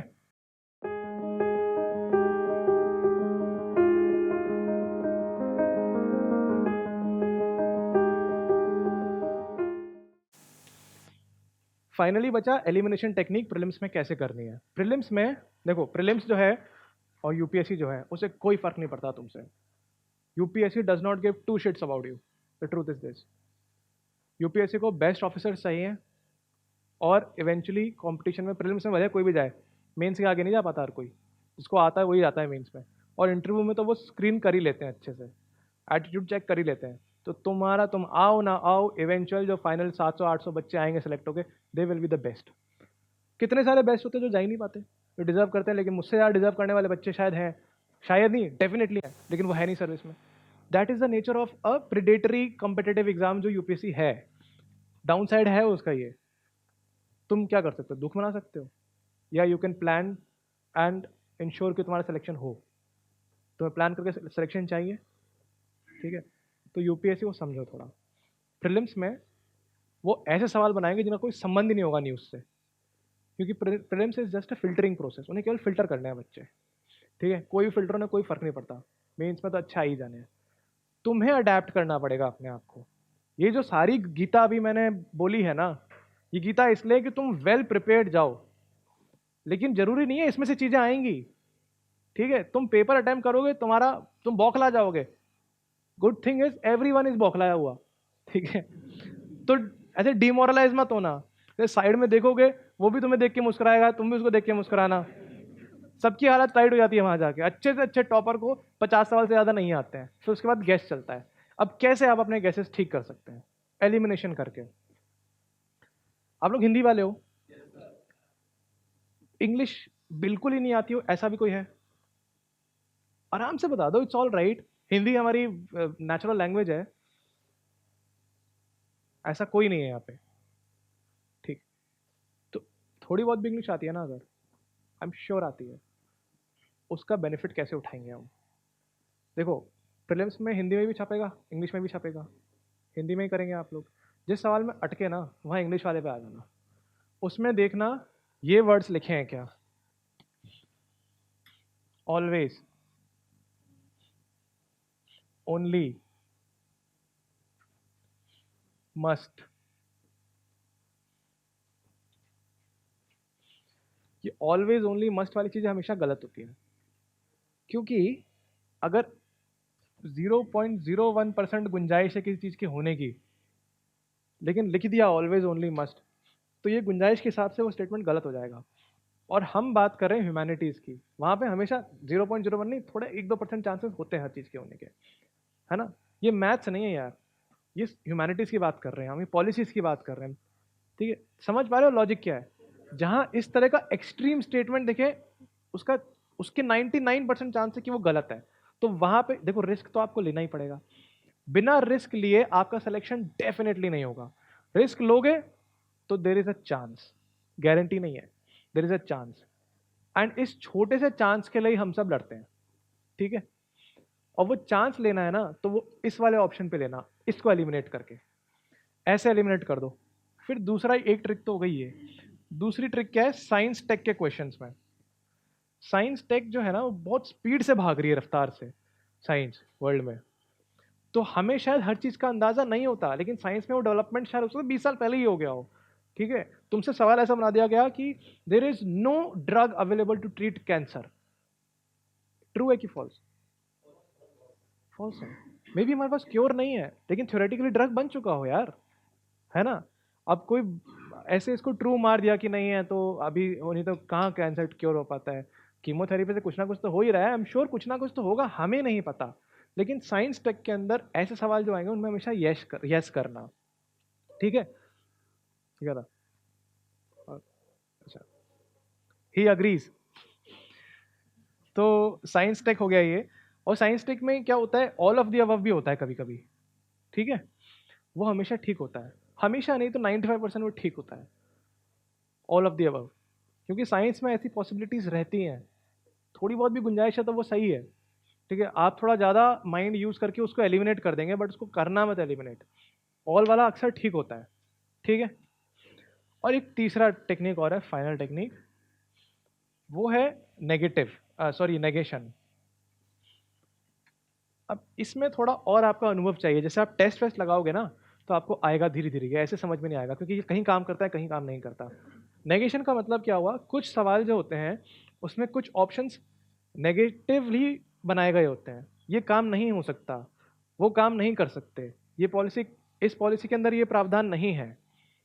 ठीक है, अक्सर होते हैं चीज़ें, नेगेटिव में नहीं जाती यूपीएससी, तो वो भी एलिमिनेट करा जा सकता है, लेकिन ये हर समय काम नहीं करेगा। इसके लिए थोड़ा एक्सपीरियंस चाहिए, क्योंकि कुछ चीज़ें होती हैं जो वाकई में नहीं करी जा सकती। ठीक है, ठीक है, जैसे तुम बोलो जीएसटी इंप्लीमेंट कर दिया, अब देश एकदम बदल जाएगा, नहीं बदलेगा यार।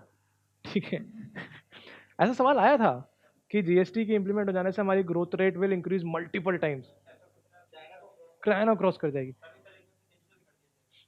हाँ, अच्छा, नहीं पॉसिबल है। सब अगर हर चीज डिजिटल कैसे कर दोगे, डिजिटल को मॉनिटर करने के लिए भी तो कोई होगा। एनसीआरबी के अंदर पता चल जाता है कितना क्राइम हुआ है डिजिटली, लेकिन उसकी रिपोर्ट कंपाइल करने के लिए तो ह्यूमन चाहिए तुमको। तो इसलिए ये नेगेशन वाला एक तीसरी ट्रिक होती है। ठीक है, जहाँ जहाँ नेगेशन है वो भी एलिमिनेट कर सकते हो, बट हमेशा काम नहीं करेगा ये। अब ये ट्रिक्स जो है इनकी प्रैक्टिस करो टेस्ट लगा लगा के। ठीक है, टेस्ट का लॉजिक पता है, पहली बार में डजन मैटर कितने बन रहे हैं, 60 बन रहे हैं, 70 बन रहे हैं, 50 बन रहे हैं, अगली बार में 100 बनने चाहिए। ठीक है, ये लेक्चर खत्म होने को आया, अब तुम डाउट्स पूछो, क्योंकि मेरी तरफ से I am wrapping this. Sir के नोट्स बस।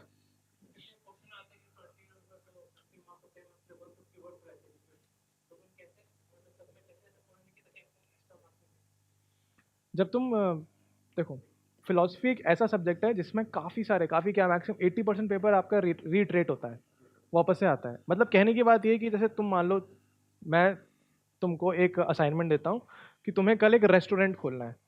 ठीक है, रेस्टोरेंट खोलना है, लेकिन उसमें कंडीशन ये है कि जो तुम मेन्यू बनाओगे ना, उसमें जो तुम खिलाने वाले लोगों को जो डिशेज हैं, वो एक भी डिश सेम नहीं होनी चाहिए उन डिशेस के जो ऑलरेडी मार्केट में है। तो तुम क्या करोगे? नहीं नहीं, खुलना पड़ेगा। मैंने तुम्हारे घर वालों को अगवा कर रखा है। ठीक है, तुम खोलो रेस्टोरेंट में तभी छोड़ूंगा। ठीक है, हाँ, उसका कुछ नया नाम दे दोगे कि पनीर में बैंगन घुसा के कुछ नया कर दिया, यही तो करोगे। ठीक है ना, पराठे के अंदर कुछ डाल दोगे अपन, वही यूपीएससी करता है। वो भी सेम मटेरियल है, टेढ़ा मेढ़ा कर करके देता जाता है। ठीक है, कुछ नया नहीं है, सब वही है गुरु। तो नंबर भी तो एक जैसे ही आते हैं। नहीं नहीं, बताता हूँ, मैं आंसर करता हूँ तुम्हारे सवाल को। एक सेकंड, इसको आंसर कर दें फिर। तो आपका बेसिकली सवाल मोरलेस वही है, अप्रोच भी सेम रखनी है। सवाल डिफरेंट है ऐसा सोच के डर मत जाना, सवाल वही है। मैं क्या कहता हूँ, आपको शायद वो मिली होगी, एक सर ने एक बुकलेट दी होगी प्रीवियस ईयर क्वेश्चंस की, क्वेश्चन बैंक दिया है। अब जैसे बुद्धिज्म है, तुम आज बस एक चीज करो, तुम बुद्धिज्म के टॉपिक को निकालो, एक पेन लो रेड कलर का, और टॉपिक अंडरलाइन करो, क्वेश्चन नहीं, टॉपिक अंडरलाइन करो, सवाल कहाँ से आया। तुम देखोगे पिछले 10 साल में प्रत्यक्ष समुत्पाद हो गया, क्षणिकवाद हो गया, और आपका ये सब हो गया, इसी में से आ रहे हैं घूम फिर के। तो आपको पता चल गया कि ये हॉट टॉपिक्स हैं। अब आंसरिंग योर क्वेश्चन, जब तुम सवाल लिखोगे तो तुम कह रहे थे कि पॉइंट किसको ज़्यादा वेटेज दें।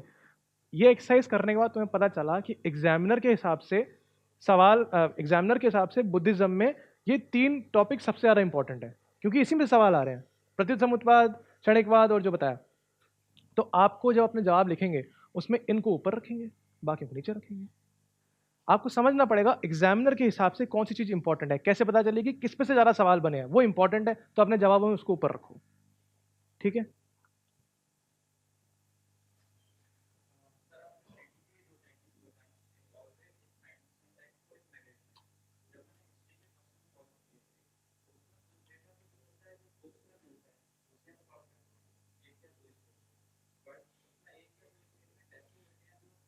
गुड, ठीक है, ठीक,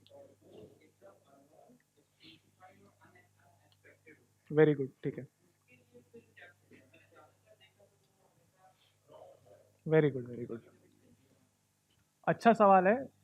इसका एक टेक्निक और होता है, वो बता देता हूँ, माइंड से स्किप हो गया था। ग्लैड तुमने पूछ लिया, बता देता हूँ। देखो, एलिमिनेशन कैसे करा जाता है ये भी देख लो। मान लो ये आपका क्वेश्चन है, ये स्टेटमेंट 1, ये स्टेटमेंट 2, स्टेटमेंट 3। ऑप्शन 1 ऐसे चल जाए, ऑप्शन नहीं, ए बी सी डी, ये ऐसे सवाल आते हैं आपके, ठीक है। अब आपको एलिमिनेट कैसे करना है, ये 3 रूल्स अप्लाई होते हैं, ये और ये। इन 3 रूल्स को अप्लाई करके एलिमिनेट करने की कोशिश करो, कितने एलिमिनेट कर सकते हो। सपोज करो स्टेटमेंट 2 एलिमिनेट हो गया, ठीक है। स्टेटमेंट 2 सी में और बी में आ रहा है, तो ये भी एलिमिनेट हो गया, ए और डी बचा, ठीक है। अब ये वाला पता है आपको, ये वाला आपको नहीं पता है, ठीक है। ये गलत है, ये पक्का ठीक है, इसका आप श्योर नहीं है। ये वो स्टेटमेंट है जो आपने अभी पूछा, क्योंकि आपने कहीं पढ़ा ही नहीं, ना आपको टीचर ने पढ़ाया, ना आपने किताब में पढ़ा। अब आप क्या करोगे, अब मैं बताता हूँ अब आप क्या करोगे। अब आप वो ऑप्शन चुनेंगे जिसमें ये भी होगा और ये भी होगा, ठीक है। इससे जरूरी नहीं है कि आपका ये सवाल ठीक हो, लेकिन ये टेक्निक आप 100 के 100 सवालों में लगाएंगे, और उसके बाद जो ओवरऑल नेट रिजल्ट आएगा वो पॉजिटिव आएगा। आप समझे। इस टेक्निक से भी कुछ सवाल गलत होंगे, लेकिन अगर यही टेक्निक यूज करोगे सारे सवालों में, तो आपका कट ऑफ क्लियर हो जाएगा। सभी वाला तो हट गया ना, स्टेटमेंट 2 गलत है। सब देखो भाई, प्रायोरिटी के हिसाब से चलना है। सबसे पहले क्या करना है, फर्स्ट थिंग क्या करनी है, पहली चीज है एलिमिनेट। जितने एलिमिनेट कर सकते हो करते जाओ। हो सकता है 2 ही एलिमिनेट हो गए, एक ही बचा। हो सकता है तीनों एलिमिनेट हो गए, नन ऑफ दी अबव हो गया। जितने एलिमिनेट कर सकते हो कर दो, मैक्सिमम एलिमिनेट। उसके बाद जितने बच गए वो सब ले लो, ठीक है। एक पढ़ा है, दूसरा नहीं पढ़ा, हो सकता है वो ठीक हो। जो, अब देखो सुनो, समझो इस चीज को। मान लो तुमने केवल स्टेटमेंट 1 करा, स्टेटमेंट 3 नहीं किया, तो उससे क्या प्रूव हो रहा है, उससे प्रूव ही हो रहा है कि यू आर श्योर कि ये भी गलत है ना। आर यू श्योर कि वो गलत है। यू नॉट श्योर, तो उसको छोड़ क्यों रहे हो। समझ रहे हो, लॉजिक समझ में आया। जितने एलिमिनेट कर सकते हो कर दो, उसके बाद वो ऑप्शन चुनो जिसमें मैक्सिमम चीजें अकोमोडेट हो रही हो। क्लियर है। करके देखो ये टेक्निक, एक बार एग्जाम में पता चलेगा, ठीक है। और अगर कोई भी एलिमिनेट नहीं हो रहा, बिना सोचे ऑल ऑफ दी अबव मारो। आई एम 10 में से 6 बार ठीक होगा वो। करके देख लो, मैं नहीं कह रहा, करके देख लो, विजन इनसाइट में पता चल जाएगा। लॉजिक से निकलता है यार, प्रीलिम्स पढ़ाई से नहीं निकलता है। मेरा 4 अटेम्प्ट दिए मैंने, 3 बार प्रीलिम्स नहीं निकला मेरा। एक बार निकला था ना इन शॉर्ट, इस बार निकला एल मेकर रैंक। हो जाता है, वो सारे नोट मेकिंग वाला सब एकदम परफेक्ट है, वो करोगे हो जाएगा। प्रीलिम्स निकालना बहुत जरूरी है, ऐसे ही निकलेगा प्रीलिम्स, मैं खुद के एक्सपीरियंस से बता रहा हूँ, ठीक है। कुछ भी एलिमिनेट नहीं कर पा रहे हो, कुछ देखा ही नहीं है सवाल, भले ऑल ऑफ द अबव कर दो। क्वेश्चन की डिफिकल्टी क्वेश्चन से डिसाइड नहीं होती, ऑप्शंस कैसे फ्रेम किए गए उससे होती है डिसाइड। क्वेश्चन इतना बड़ा देख के घबरा गए, अरे ऑप्शन हो सकता है बहुत ईजी हो, ठीक है। और डाउट।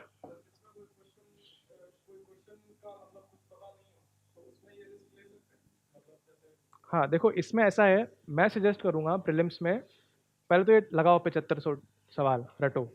उसके बाद एग्जाम में जब जाओगे ना, तो 90 के आसपास अटेम्प्ट करना। क्योंकि यार पहले होता था, लोग सोचते थे एक्यूरेसी के चक्कर में उतने ही करेंगे जितने आते थे। अब नहीं होता। मैक्सिमम लोग का एक ही तरीका है प्रीलिम्स का। मेरे साथ के जो बच्चे सेलेक्टेड हैं, जो वापस एग्जाम दे रहे हैं, उनसे पूछता हूँ कि भाई क्या कर रहे हो प्रीलिम्स के लिए। बोलते हैं भाई एक ही चीज़ है, जाके था था करेंगे और घर आके पूजा करेंगे। ये होता है। आपको जाके मैक्सिमम करना है, वहाँ पे कोई स्कोप नहीं है। आपने रिस्क नहीं लिया तो आप बच जाओगे। भगवान ज़्यादा आप पे वो मेहरबान हुआ तो बच बचाओगे, वरना नहीं बचोगे। मैक्सिमम अटेम्प्ट करो। तो वही छोड़ो जिसके बारे में श्योर हो कि यार ये तो मैं गलत ही करूंगा, उसको छोड़ दो एकदम। सारी चीज़ें मैगजीन की इंपॉर्टेंट नहीं होती है, बैठ जाओ। सारी चीज़ें इंपॉर्टेंट नहीं होती है। हो सकता है इकोनॉमी और पॉलिटी की भी कुछ न्यूज़ हो जो प्रीलिम्स के हिसाब से एकदम बकवास हो, तुम्हें देख के लग जाएगा। हाँ, वो कैसे लगेगा, तैयारी करने से पहले एक बार 3-4 साल के पेपर देखो पुराने, तुम्हें फील आ जाएगा किस तरह के सवाल आते हैं। फिर तुम्हें लग जाएगा कि जो न्यूज़ आ रही है विजन में या इनसाइट के मैगजीन में, उसमें से कितनी इंपॉर्टेंट है कितनी इंपॉर्टेंट नहीं है। जो इंपॉर्टेंट नहीं है उसे स्किप कर दो। वो किसी भी सेक्शन में हो सकती है यार, जरूरी नहीं है वो ज्योग्राफी में ही होगी, वो पॉलिटी में भी हो सकती है, इकोनॉमी में भी हो सकती है। ठीक है, जैसे इकोनॉमी में कई सारी न्यूज़ आती हैं कि हमारा ग्रोथ प्रोस्पेक्ट क्या है या इस क्वार्टर के अंदर प्रोडक्शन कितना हुआ, वो सब इतना इंपॉर्टेंट नहीं है। ठीक है, और जो जो इंपॉर्टेंट लगे इर्रिस्पेक्टिव वो कौन से सेक्टर में है, एनवायरनमेंट में है या हिस्ट्री में है, जो जो आपको लगे कि ये रेलिवेंट है, इसमें से सवाल बनाया जा सकता है, वो कवर करनी है, रिस्क नहीं लेनी है। ठीक, और क्वेश्चंस? सी सेट का यार कुछ नहीं करना है।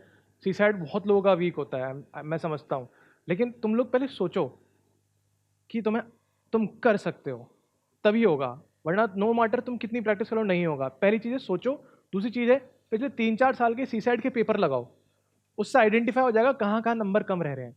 और सी सेट में जरूरी क्या है ना, ये भी आइडेंटिफाई कर लो कहाँ कहाँ ईजिली होता जा रहा है। तो जो एरिया तुम्हारा स्ट्रांग है ना, वो पहले अटेम्प्ट करना पेपर में। ठीक है, और 3-4 पिछले साल के पेपर लगा लो, और इस साल की जो टेस्ट सीरीज आ रही है मार्केट में, और हर साल टेस्ट सीरीज आती है, हर साल की टेस्ट सीरीज में से केवल सी सेट वाला उठा लो, वो कर लो प्रैक्टिस। उसमें कुछ नया पुराना होता ही नहीं है, कोई किताब नहीं करनी है तुम्हें, बस ये टेस्ट करने हैं। और आइडेंटिफाई करो कौन सा एरिया तुम्हारा वीक है, जो वीक है उसको एंड में अटेम्प्ट करना, जो स्ट्रांग है उसको पहले अटेम्प्ट करना। ठीक है, और जो उसमें वो आते हैं ना स्टेटमेंट वाले कि इसमें कौन सा ठीक होगा, मेरे ख्याल से उसमें काफ़ी को दिक्कत होती है ना। उसके अंदर यार लॉजिक ये होता है कि जो लिखा है ना, आपको उसी में से जवाब देना है। उसमें लिखा है कि कौवा चलेगा खरगोश उड़ेगा, और आपसे पूछा गया है कौन चलेगा, आप लोग खरगोश ही चलेगा तो ये गलत हो जाएगा। उसमें जो दे रखा है आपको वो करना है, क्योंकि आपका कॉम्प्रिहेंशन टेस्ट कर रहे हैं वो, कि आप समझ पाए क्या लिखा है। ठीक है, अब जैसे मैं ये कर दूं, ये कौन सा कलर है, सॉरी,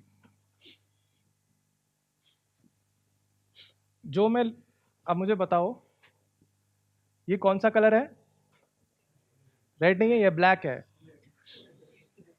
रेड तो मैंने लिखा है, कलर तो ब्लैक है ना। तो वो वही यही टेस्ट करते हैं वहां पे। ठीक है, कुछ और आपका माइंड कंडीशन होता है एक तरीके से सोचने के लिए, उसको वैसे मत सोचो थोड़ी देर के लिए। CSAT is like Rohit Shetty के पिक्चर, दिमाग बाहर रख के जाओ। ठीक है, जो दे रखा है बस वही करो, जो पूछ रहा है सीधे सीधे वो जवाब दे दो। ठीक है, और प्रैक्टिस करो यार, प्रैक्टिस से तो बेटर हो ही जाएगा।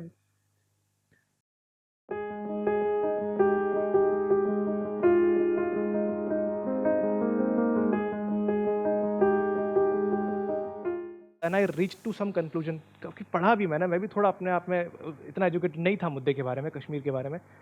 एंड आई रियलाइज कुछ चीज़ हम कर सकते हैं अभी, वो ये है, एक तो कोवर्ट ऑपरेशन चलते रहने दो। ठीक है, जो आर्मी करती है उन्हें खुली छूट दो, उन्हें करने दो वो।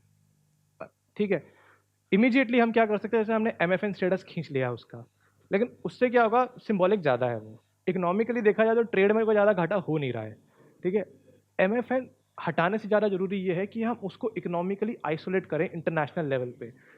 उसकी इकोनॉमी IMF के बल पे चल रही है ना, तो हमको एक स्पेशल फॉरेन सर्विस ऑफिसर्स का ऑनवॉय बनाना चाहिए, जो साला घूमता रहे पूरी दुनिया में केवल और केवल पाकिस्तान के अगेंस्ट प्रोपोगंडा करते हुए, ताकि हर कंट्री में हम एक ओपिनियन बनाए कि ये देश सबके लिए खतरनाक है, और ये देश जो है ये मोहरा बना हुआ है चाइना का, और चाइना हमारे लिए खतरनाक है, पूरे रीजन के लिए खतरनाक है। हमें ये पूरा प्रोपोगंडा करना होगा। पाकिस्तान प्रोपोगंडा करता है, हमें भी जवाब प्रोपोगंडा से ही देना होगा। We need special measures, planned measures to do this. ठीक है, पहली चीज तो ये हो गई। दूसरी चीज क्या है, जैसे फाइनेंशियल एक्शन टास्क फोर्स ने लास्ट ईयर उसके ऊपर इकोनॉमिक सैंक्शन लगवाए थे, इस तरह के सैंक्शन हमें और लगवाने हैं। ठीक है, ये हो गया। ये उसके बाद एक चीज और करनी चाहिए, थोड़ी अनकन्वेंशनल सी है, लेकिन ये मैं नहीं कह रहा हूँ, ये राज्यसभा टीवी पे डिस्कस हो रही थी, तो बताता हूँ आपको। वो लोग ये कह रहे हैं कि इनकी जो कंट्री में जो खुद की पॉपुलेशन है वो भी दुखी है, जो डीप स्टेट है पाकिस्तान का उससे, क्योंकि उनकी हिस्ट्री में देख लो ना, जितने भी वो रूलर्स रहे हैं वो देश को बिगाड़ के खुद भाग जाते हैं। भाई मनमोहन सिंह जैसे भी रहे हो, हमने किताब लिख दी, मूवी निकाल दी, लेकिन है यहीं आज भी, भागे नहीं है वो। उनके देश में ऐसा नहीं है, देश प्रेम टाइप कुछ नहीं है वहाँ पे, अपना सिक्का चलाया, खुद की जेबें भरी, थोड़ा भारत के खिलाफ कुछ वो करवाया, और फिर यहाँ सितारे लगाए जबरदस्ती के, और फिर निकल लिए। लोगों की नहीं सोच रहे हैं। लोगों के अंदर, जैसा आपको याद है ये अरब स्प्रिंग हुआ था, उस टाइप का अगर कुछ हो जाए ना पाकिस्तान में, सोल्यूशन निकल आएगा उसका, क्योंकि लोगों को तो चाहिए ना। अगर if we could initiate a क्रांति इन पाकिस्तान, सोशल मीडिया की हेल्प से या मनी की हेल्प से, whatever shamelessly we are saying, लेकिन अगर हम लोगों के अंदर क्रांति ला सके, उस देश का भला हो जाएगा, और उसके भला होगा तो आतंकी भी हट जाएंगे, हमारा भी भला हो जाएगा। तो हमें वहां चालू करना पड़ेगा ऐसा कुछ, ऐसे हैं वहां पे एलिमेंट्स जो नहीं ला चाहते उनको। ठीक है, but we have to do this. थोड़ा अनकन्वेंशनल है, it might take time, but we can do that. है ना? जैसे वो अभी आप सर्च करो गूगल में best toilet paper in the world, तो पाकिस्तान का झंडा आएगा।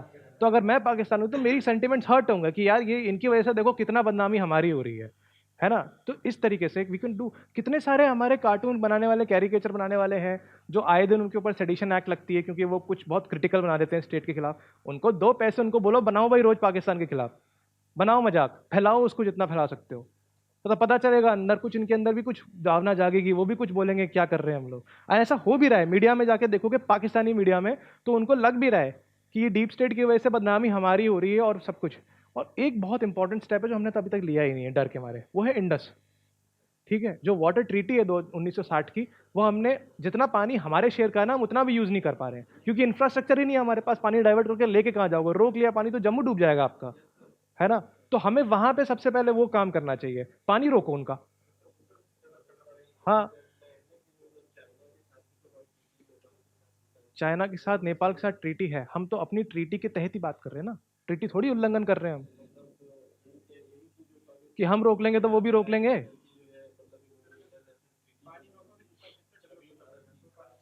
दो चीजें कह रहे हो आप, कह रहे हो इंफ्रास्ट्रक्चर, वो ये कह रहे हैं कि हम एक रॉन्ग प्रेसिडेंट सेट कर देंगे, सब लोग भारत को शक की नगाह से देखेंगे कि आज हमारे हमारा रोक लिया, कल को किसी का भी रोक सकता है।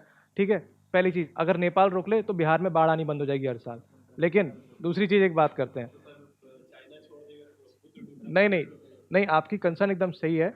लीगल उसका रिप्लाई यही है कि हम केवल इंडस वाटर ट्रीटी के अंदर जो प्रोविजन है उसकी बात कर रहे हैं, ट्रीटी थोड़ी उल्लंघन की बात कर रहे हैं। एक्स्ट्रा पानी दे जा रहे हैं यार पाकिस्तान में, अभी कम से कम वो तो रोको।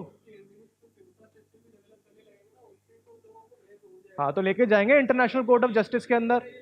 हाँ हाँ, बनाओ। बहुत जरूरी है डेवलप करना इस समय, बहुत जरूरी है। ठीक है, यहाँ पे ये प्रायोरिटी एरिया है जो करना पड़ेगा, और उसके बाद इंटरनेशनल कोर्ट ऑफ जस्टिस में लेके जाओ इनको, वहां देखेंगे इनको। ठीक है, ये चीज हो गई। और इस सबके जो लॉन्ग टर्म सोल्यूशन है वो क्या है? कश्मीर हमारा है, हमारा ही रहेगा। कश्मीर में मुद्दा है, इंटरनल सिक्योरिटी प्रॉब्लम है, हमारी खुद की प्रॉब्लम है। वहाँ का यूथ, इतने इतने से बच्चे, ठीक है, कुछ नहीं पता उनका, लाइफ में नहीं आता। हम क्या चाहते हैं? आज़ादी। आज़ादी क्या है वो नहीं मालूम। चाहते क्या? आज़ादी। डी रेडिकलाइजेशन करना बहुत जरूरी है। आर्टिकल 370 के अंदर कुछ ऐसे प्रोविजन है जिसमें उनके फ्रीडम्स भी लिमिटेड है, वो अपना शायद बिजनेस भी ढंग से नहीं कर सकते, तो खर्चा नहीं निकलेगा, इनकम नहीं बढ़ेगी। कुछ कुछ अमेंडमेंट्स हमें भी करने पड़ेंगे जिससे वहां के लोगों को एक बेटर लाइफ मिल सके, डीरेडिकलाइज कर सके। और जो एलिमेंट्स वाले बाहर का पैसा खा के रुके हुए हैं, sleeper cells, informers, 350 kilo RDX और आईईडी प्रोवाइड कराने वाले, उनको पकड़ के प्रोसिक्यूट करो इमीडिएटली। लॉ के हिसाब से ही करो, मैं जो कह रहा हूँ सारा लॉ के अंदर ही कह रहा हूँ। पकड़ो, प्रोसिक्यूट करो, लगाओ 120, 121, देशद्रोह का होता है चार्ज, डेथ पेनल्टी होती है। और डेथ पेनल्टी के अंदर एक प्रोविजन और होता है, या तो लटकेंगे या मारेंगे, मारो। करो लॉ के हिसाब से। ठीक है, पूरा पूरा पूरा देश इस समय सपोर्टर है। हाँ, बिल्कुल।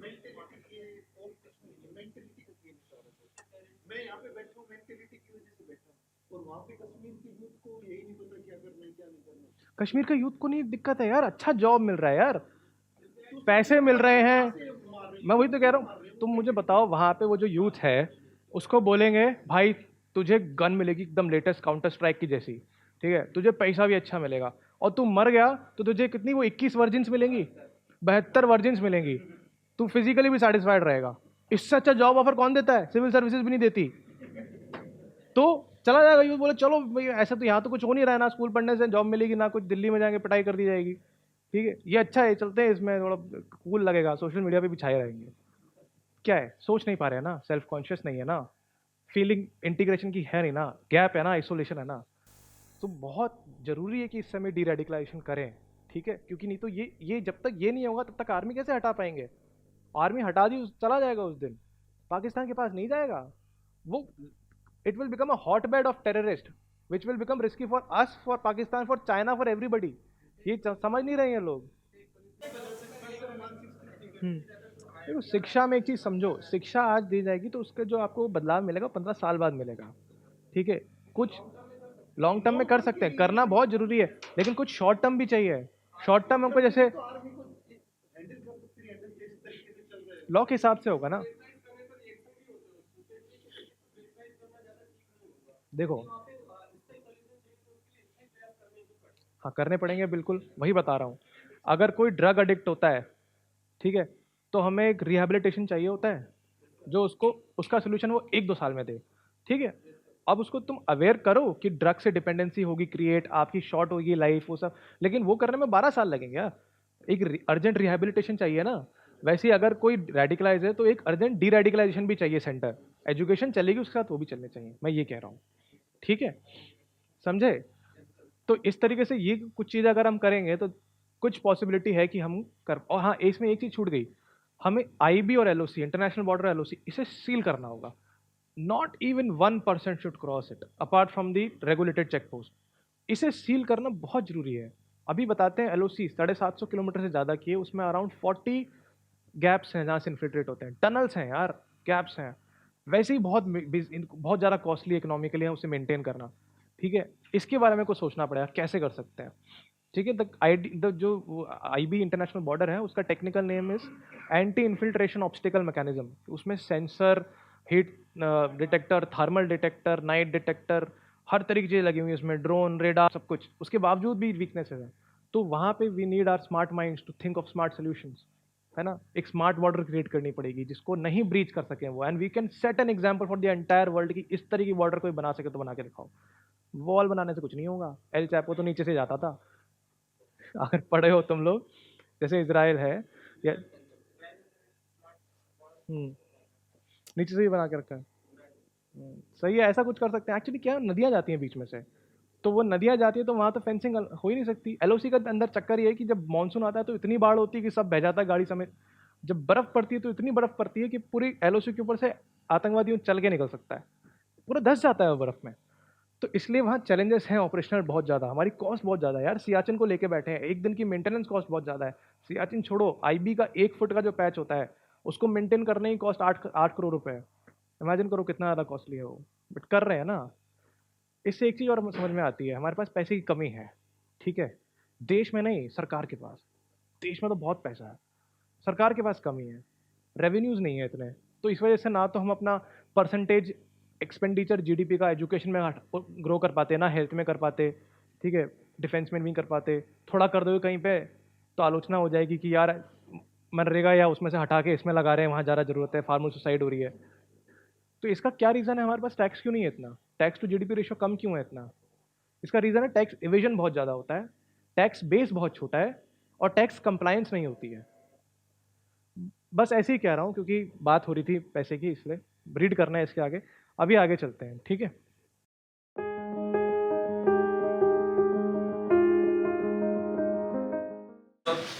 सर बहुत से लोग मतलब दिल्ली में मतलब सीरियस भी होते हैं पढ़ाई करने के लिए, लेकिन लेकिन सर ज़्यादातर लोगों की क्या गलती होती है जिसके कारण वो मतलब क्लियर नहीं कर पाते, या फिर हमारा हिंदी मीडियम का इंग्लिश मीडियम से क्या ऐसा डिफरेंस है जो इतना बड़ा गैप है? सबसे बड़ा डिफरेंस है स्टडी मटेरियल का। हिंदी मीडियम अवेलेबल ही नहीं है, स्टडी मटेरियल हिंदू नहीं अवेलेबल है, इंडियन एक्सप्रेस नहीं अवेलेबल है, और बाकी चीज़ें अवेलेबल नहीं है। जैसे मैगजीन्स वगैरह कईयों की आती है, कईयों की नहीं आती है, बुक्स वगैरह नहीं आती है, रिपोर्ट्स वगैरह नहीं आती है हिंदी में। ये डिफरेंस है। तो तुम जैसे हिंदी मीडियम के हो, अगर तुम इंग्लिश भी कर लेते थोड़ी बहुत तो तुम्हें वहाँ बेनिफिट होगा। हिंदी के हो तो तुम्हें 2 एक्स्ट्रा कदम मारने पड़ेंगे, एक्स्ट्रा एफर्ट मारने पड़ेंगे।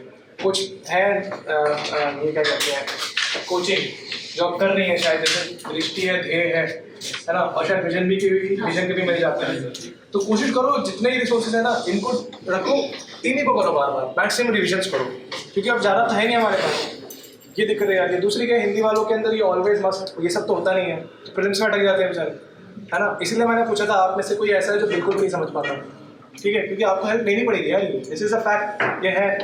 This is a irony on our education system.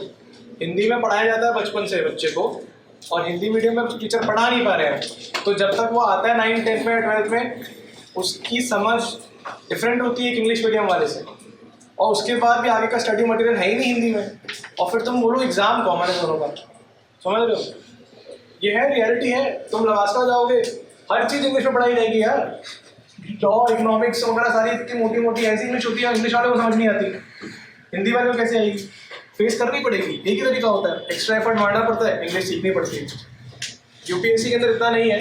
UPSC में आपको मीडियम दिया जाता है, अपने हिंदी में करो, ठीक है? इंग्लिश में हिंदी में इंटरव्यू दो, एंड थैंकफुली अब कोचिंग के वजह से हिंदी में मटेरियल आ गया, तो इतना डिफरेंस अभी रह नहीं गया है। लेकिन मेरे ख्याल से ये रीज़न होता है। दूसरा क्यों नहीं निकल पाता, कुछ बच्चे डिजर्व करते नहीं निकल पा रहा है यार, एग्जाम अनफेयर है, ठीक है सर इसमें मानसिक ये मानसिक तो बहुत भी चीज है, इसमें पहले से लोग सोच लेते हैं कि होगा नहीं मीडियम बिल्कुल पेरेंट्स अगर सोचोगे नहीं होगा तो कैसे होगा। कितने सारे बच्चे जिनकी रैंक मुझसे अच्छी हिंदी मीडियम में थे, ऐसा कुछ नहीं है, मतलब हिंदी मीडियम तो इंग्लिश मीडियम से, लेकिन मेरे फ्रेंड्स हैं जो आईएएस गए हैं प्रॉपर, उनकी रैंक मुझसे अच्छी है, तो कैसे ये रैंक उनके अच्छी, नंबर ज़्यादा अच्छे तभी तो आई, तो मतलब कर सकते हैं ना, ऐसा नहीं है कि हिंदी में तो नहीं होगा, ऐसा कुछ भी नहीं है, काबिलियत है तो होगा, ठीक है। दूसरी चीज़ क्या है, आपने पूछा क्यों नहीं निकलता है, कुछ लोग डिजर्व करते हैं नहीं निकल रहा है, एग्जाम फेयर नहीं है, सबका ऑप्शनल डिफरेंट है, ठीक है। कुछ लोग ऐसे होते हैं जिनका पेपर ही नहीं खत्म हो पाता है, पेपर छोड़ो सिलेबस ही नहीं खत्म हो पाता है, इतना बड़ा ऑप्शन है, तुम्हारा ऑप्शन तो बहुत छोटा है फिलोसफी का, सवाल भी रिपीट हो जाता है, तो क्या हुआ नंबर नहीं मिल रहे।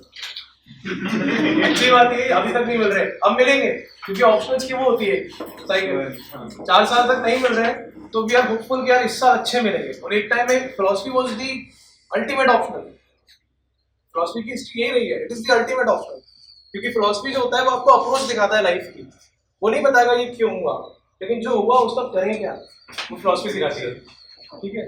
अब तुमको ये नहीं बताएगी फिलोसफी की तुम्हें क्या करना चाहिए, ठीक है, लेकिन तुम्हें वो बताएगी तुम्हारा मकसद क्या है, उसके हिसाब से तुम्हें क्या करना चाहिए, तुम ये देखो।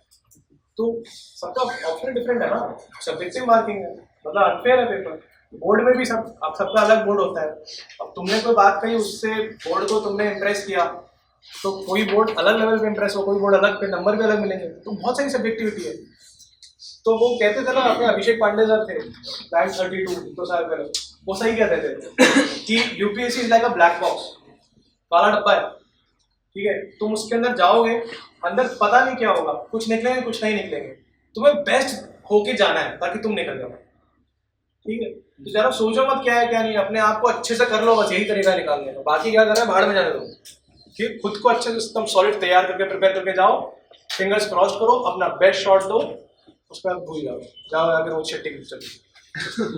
इवन सर ये होता है कि मेंस में अच्छा करते हैं, टेस्ट सीरीज वगैरह देते हैं, तो मेंस में उनकी मार्किंग बहुत अच्छी हो जाती है, लेकिन प्री में से वो अंदर ही नहीं हो पाते। जैसे मुझे 15 से मतलब आज तक पीसीएस तक का प्री नहीं निकला, लेकिन जब मेंस की टेस्ट सीरीज देता हूँ तो उसमें गुड लेवल की मार्किंग हो जाती है सर। तो यार यही है ना, प्रीलिम्स का मतलब करो 7000 सवाल लगवा, कुछ नहीं करता, बाबू बोलने से कुछ नहीं होगा इसके अंदर, प्रीलिम्स निकालना है, सीधी बात है, हो सकता है जिस दिन प्रीलिम्स निकला उस दिन रैंक आ जाए, ठीक है। तो प्रीलिम्स पे फोकस करो अच्छे से यार, प्रीलिम्स मत जाने दो। मेरी भी फ्रेंड्स है, मैं फाउंडेशन करके आ गया, अभी तक चालू प्रीलिम्स नहीं निकला, साथ में तैयारी चालू करी, ठीक है, अभी भी साथ में बैठते हैं, साथ में वही बातें होती हैं जैसे पहले होती थी, बट डिफरेंस ये है कि मेरा हो गया उनका नहीं हुआ, हार नहीं मानते, उनको पता है इसका हो गया हमारा भी होगा, जिस दिन प्रीलिम्स निकलेगा उस दिन होगा, ठीक है, करो क्वेश्चन।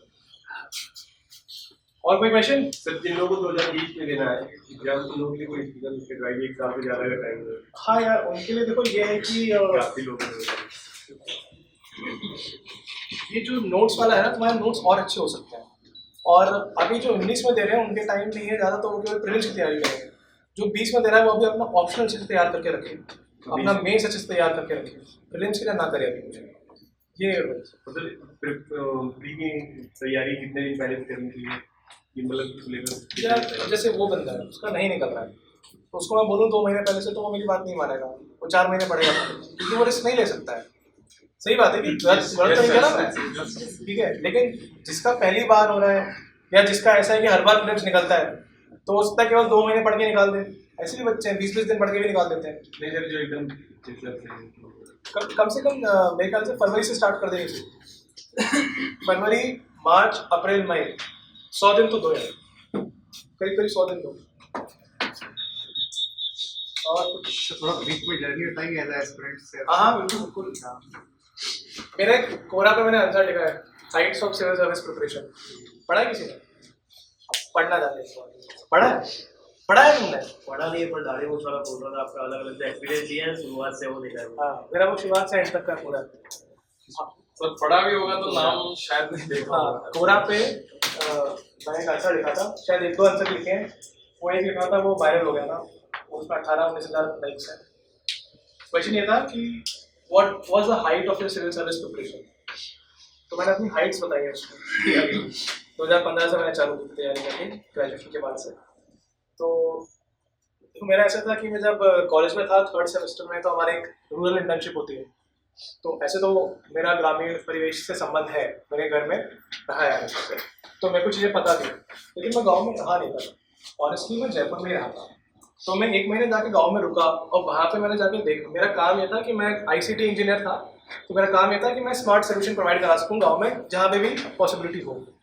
तो उसमें मेरे को ऐसा लगा यार, यहाँ पे तो मतलब सड़क भी नहीं है कनेक्टिविटी के लिए, बिजली नहीं है, नेटवर्क नहीं है, पानी नहीं है, स्किल्स भी नहीं है लोगों के लिए, कुछ है स्किल्स तो उसके लिए मार्केट नहीं है, नहीं उगा नहीं सकते उस धरती में जहाँ पे ना तो फर्टिलाइजर है ना पानी है, कुछ भी नहीं है। तो मुझे ऐसा लगा ये सब चीज़ें तो मैं इंजीनियर बन के भी नहीं प्रोवाइड करा पाऊंगा। इंजीनियर बन के मैं क्या कर दूंगा, वेबसाइट प्रोवाइड करा दूंगा, स्मार्ट सोल्यूशन दे दूंगा, कुछ उस गाँव को मैप पे ले आऊँगा जहाँ से आऊँगा, उससे ज़्यादा मैं कुछ नहीं कर सकता। तो it was in the 3rd semester जब चमका कि यार सिविल सर्विस में अगर जाते हैं तो ये काम कर सकते हैं। फिर धीरे धीरे मैंने उसके बारे में पढ़ना चालू किया, रिसर्च करी, गंगा जल देखी और मोटिवेशन मिला, पता चला यार ये तो अच्छा है यार, ये किया जा सकता है। तो 4th ईयर में आके मैंने डिसाइड कर लिया था अच्छे से कि मेरे को यही करना है।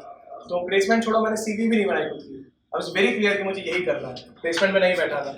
और ग्रेजुएशन के बाद मैं आया यहाँ पे, सर से मैंने कोचिंग ली थी पतंजलि में फिलॉसफी की, और 15 में मैंने बस कोचिंग दी, 3 महीने यहाँ रहा, फिर मैं घर चला, घर से तैयारी करी मैं दिल्ली में रह के तैयारी नहीं करी, ठीक है, नहीं निकल रहा था प्रीलिम्स मेरा, मुझे पता था जिस साल निकलेगा उस दिन रैंक आ जाएगा। ये कॉन्फिडेंस रखना बहुत जरूरी है, या तो तुम नेगेटिव हो गया तो पॉजिटिव हो गए, ठीक है, वो तुमको वही इंटरनल मोटिवेशन आगे लेके जाएगा।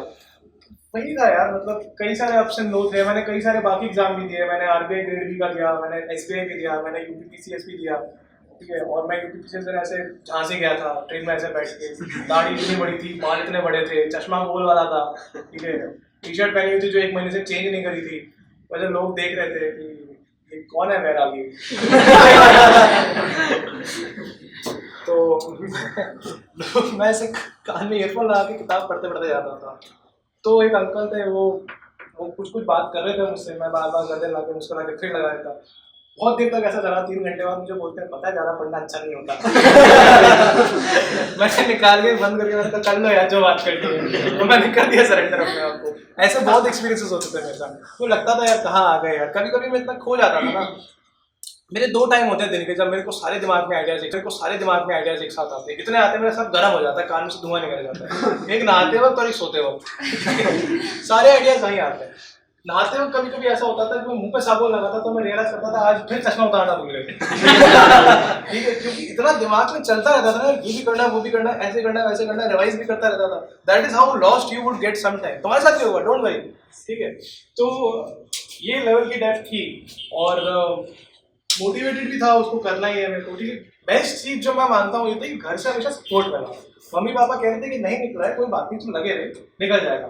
आई थिंक ये बहुत बड़ी चीज होती है, सबके साथ इतना फॉर्चुनेट नहीं होते, लोगों को नहीं मम्मी पापा सपोर्ट कर पाते हैं क्योंकि जानबूझ के नहीं यार, फाइनेंशियल कंडीशन सपोर्ट नहीं करने देती। आपको लगता है कि एक जॉब पकड़ लो, वो बहुत अच्छा भी होता है, क्योंकि मैंने भी वो कोशिश करी। डिफरेंस ये था मेरा जॉब निकला नहीं यार, ठीक है, वरना मैं भी वही करता, ठीक है। SSC वाले दिन मेरा RBI ग्रेड बी का एग्जाम पड़ा, मैं सोचा RBI ग्रेड बी देते हैं, वो बेटर होगा SSC से। ग्रेड बी देने का प्रीलिम्स क्लियर हुआ उसका, पहली बार RBI ग्रेड बी का प्रीलिम्स 2016 में क्लियर हुआ था, पहला प्रीलिम्स जो मैंने क्लियर किया था किसी एग्जाम का। उस दिन मुझे पता था एक चीज देखी थी मैंने, लिस्ट आती है, PDF आता है, उसमें रोल नंबर लिखा होता है, सर्च किया, हाईलाइट होके आ गया, उस चीज का मैंने स्क्रीनशॉट लिया। मैंने कहा अब मैं क्या बदलूंगा ना, ऊपर RBI ग्रेड बी की जगह सिविल सर्विसेज एग्जाम लिखा होगा 2017 और मेरा रोल नंबर ऐसे ही लिखेगा। वो स्क्रीनशॉट आज भी रखा है मेरे पास, और मैंने अपने आप को कहा जिस दिन वो रोल नंबर दिख गया उसके 1 साल के भीतर मैं रैंक ला दूंगा और मैं सिलेक्शन हो जाऊंगा। आई वॉज श्योर, क्योंकि मेरी तैयारी बहुत अच्छी थी तुम्हारे जैसी, प्रीलिम्स नहीं निकल रहा था मुझे पता था मेरा फिलॉसफी तैयार है, मेरा मेंस तैयार है। जिस दिन वो रोल नंबर आ गया आई ब्लडी गेट अ रैंक, कौन रुक सकता है, रुक के दिखाएं, ठीक है। जोश में रहना बहुत जरूरी है यार, मैंने आते ही जोश में कहा था जोश में नहीं रहोगे ना तब तक नहीं होगा, ठीक है। सुस्ता जाओगे तो नहीं होगा। जब मैं बहुत ज्यादा सुस्ता जाता हूँ ना, अभी भी डिप्रेशन होता है, लोग बोलते हैं मोटिवेशन कैसा, अरे नहीं रहता मोटिवेशन यार, ठीक है, नेचुरल है। तो क्या करते हो उधर, सो जाता हूँ यार नहीं अच्छा तो क्या करें, सो जाओ यार, आप टाइम क्यों वेस्ट कर रहे हो, मुझे पसंद है सोना। हॉबी में मत डालना, नहीं डालते हैं लोग, सिटी बजाना, सोना। सो जाओ, अगले दिन जल्दी उठ के स्टार्ट कर दो, ठीक है। मेरा मोटिवेशन जब कम होता है मैं क्या करता हूँ पता है, कुछ नहीं करना, लैपटॉप खोलो, एक ब्रूसली या जैकी चैन की पिक्चर डालो, ठीक है, जिसमें वो मारते मारते आओ आओ आओ करते हैं, ठीक है, वॉल्यूम करो तेज, कान में लगाओ ईयरफोन, दिमाग साइड में रखो, बस रिलैक्स, पूरा एकदम पंप हो जाओगे यहाँ से, खून सारा समासर में आ जाएगा। इतना हो जाता है रात में कि सोने जाता हूँ फिर लगता है अब नहीं हो पाएगा, उठ के मुंह धोता पड़ेगा, ठीक है, कभी भी होता है sir. These are ways in which you have to keep yourself motivated, ठीक है, तरीके होते हैं मोटिवेशन के यार। पिक्चर देख के आओ और एक्शन मूवीज देखो, रोमांस मत देखो। रोमांस से कुछ नहीं बने। अरे ये जो मैंने इमोशंस की बात करी थी ना, इमोशंस के को लेके एक पैराडाइम पहले ये था कि जो इमोशनल होता है वो बेकार होता है, जो रैशनल और लॉजिकल होता है वो करियर में सक्सेसफुल होता है। 1990s में डेविड गोलमैन करके एक बंदा आया था, है ना, उसने इमोशनल इंटेलिजेंस को वो बढ़ाया और धीरे धीरे पैराडाइम शिफ्ट हुआ। इमोशनल इंटेलिजेंस होना बहुत जरूरी है, अपने आप को मोटिवेटेड रखो। मुझे सरफरोश और गंगा जल के डायलॉग याद थे अच्छे से। लवासना में कुछ गंदा अनाउंसमेंट होता था, हम कहते थे ई तो साला वो नहीं था। याद थे डायलॉग क्योंकि अंदर से इमोशंस आते थे और वही पुश करता है आपको। इट्स ऑल राइट यार, यही तरीका होता है। तो वंस यू गेट इन उसके बाद तो पूरा लैंडस्केप तुम्हारे सामने है, बदल दो यार सूरज जो बदल दी। ठीक है, डन है? Yes sir. चलो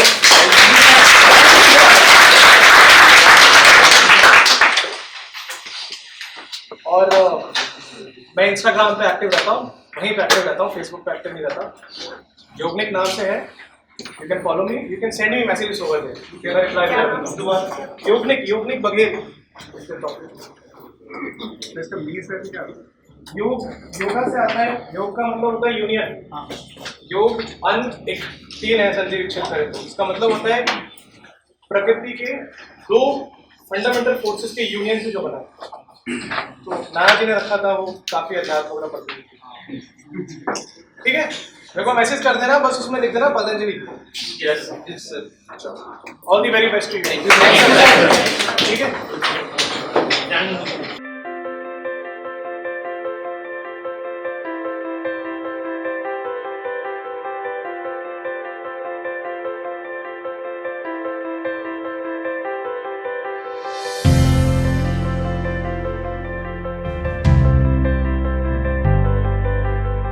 हमारे साथ जुड़ने के लिए सब्सक्राइब कीजिए हमारे चैनल पतंजलि IAS को और बेल आइकन को प्रेस करना ना भूलें।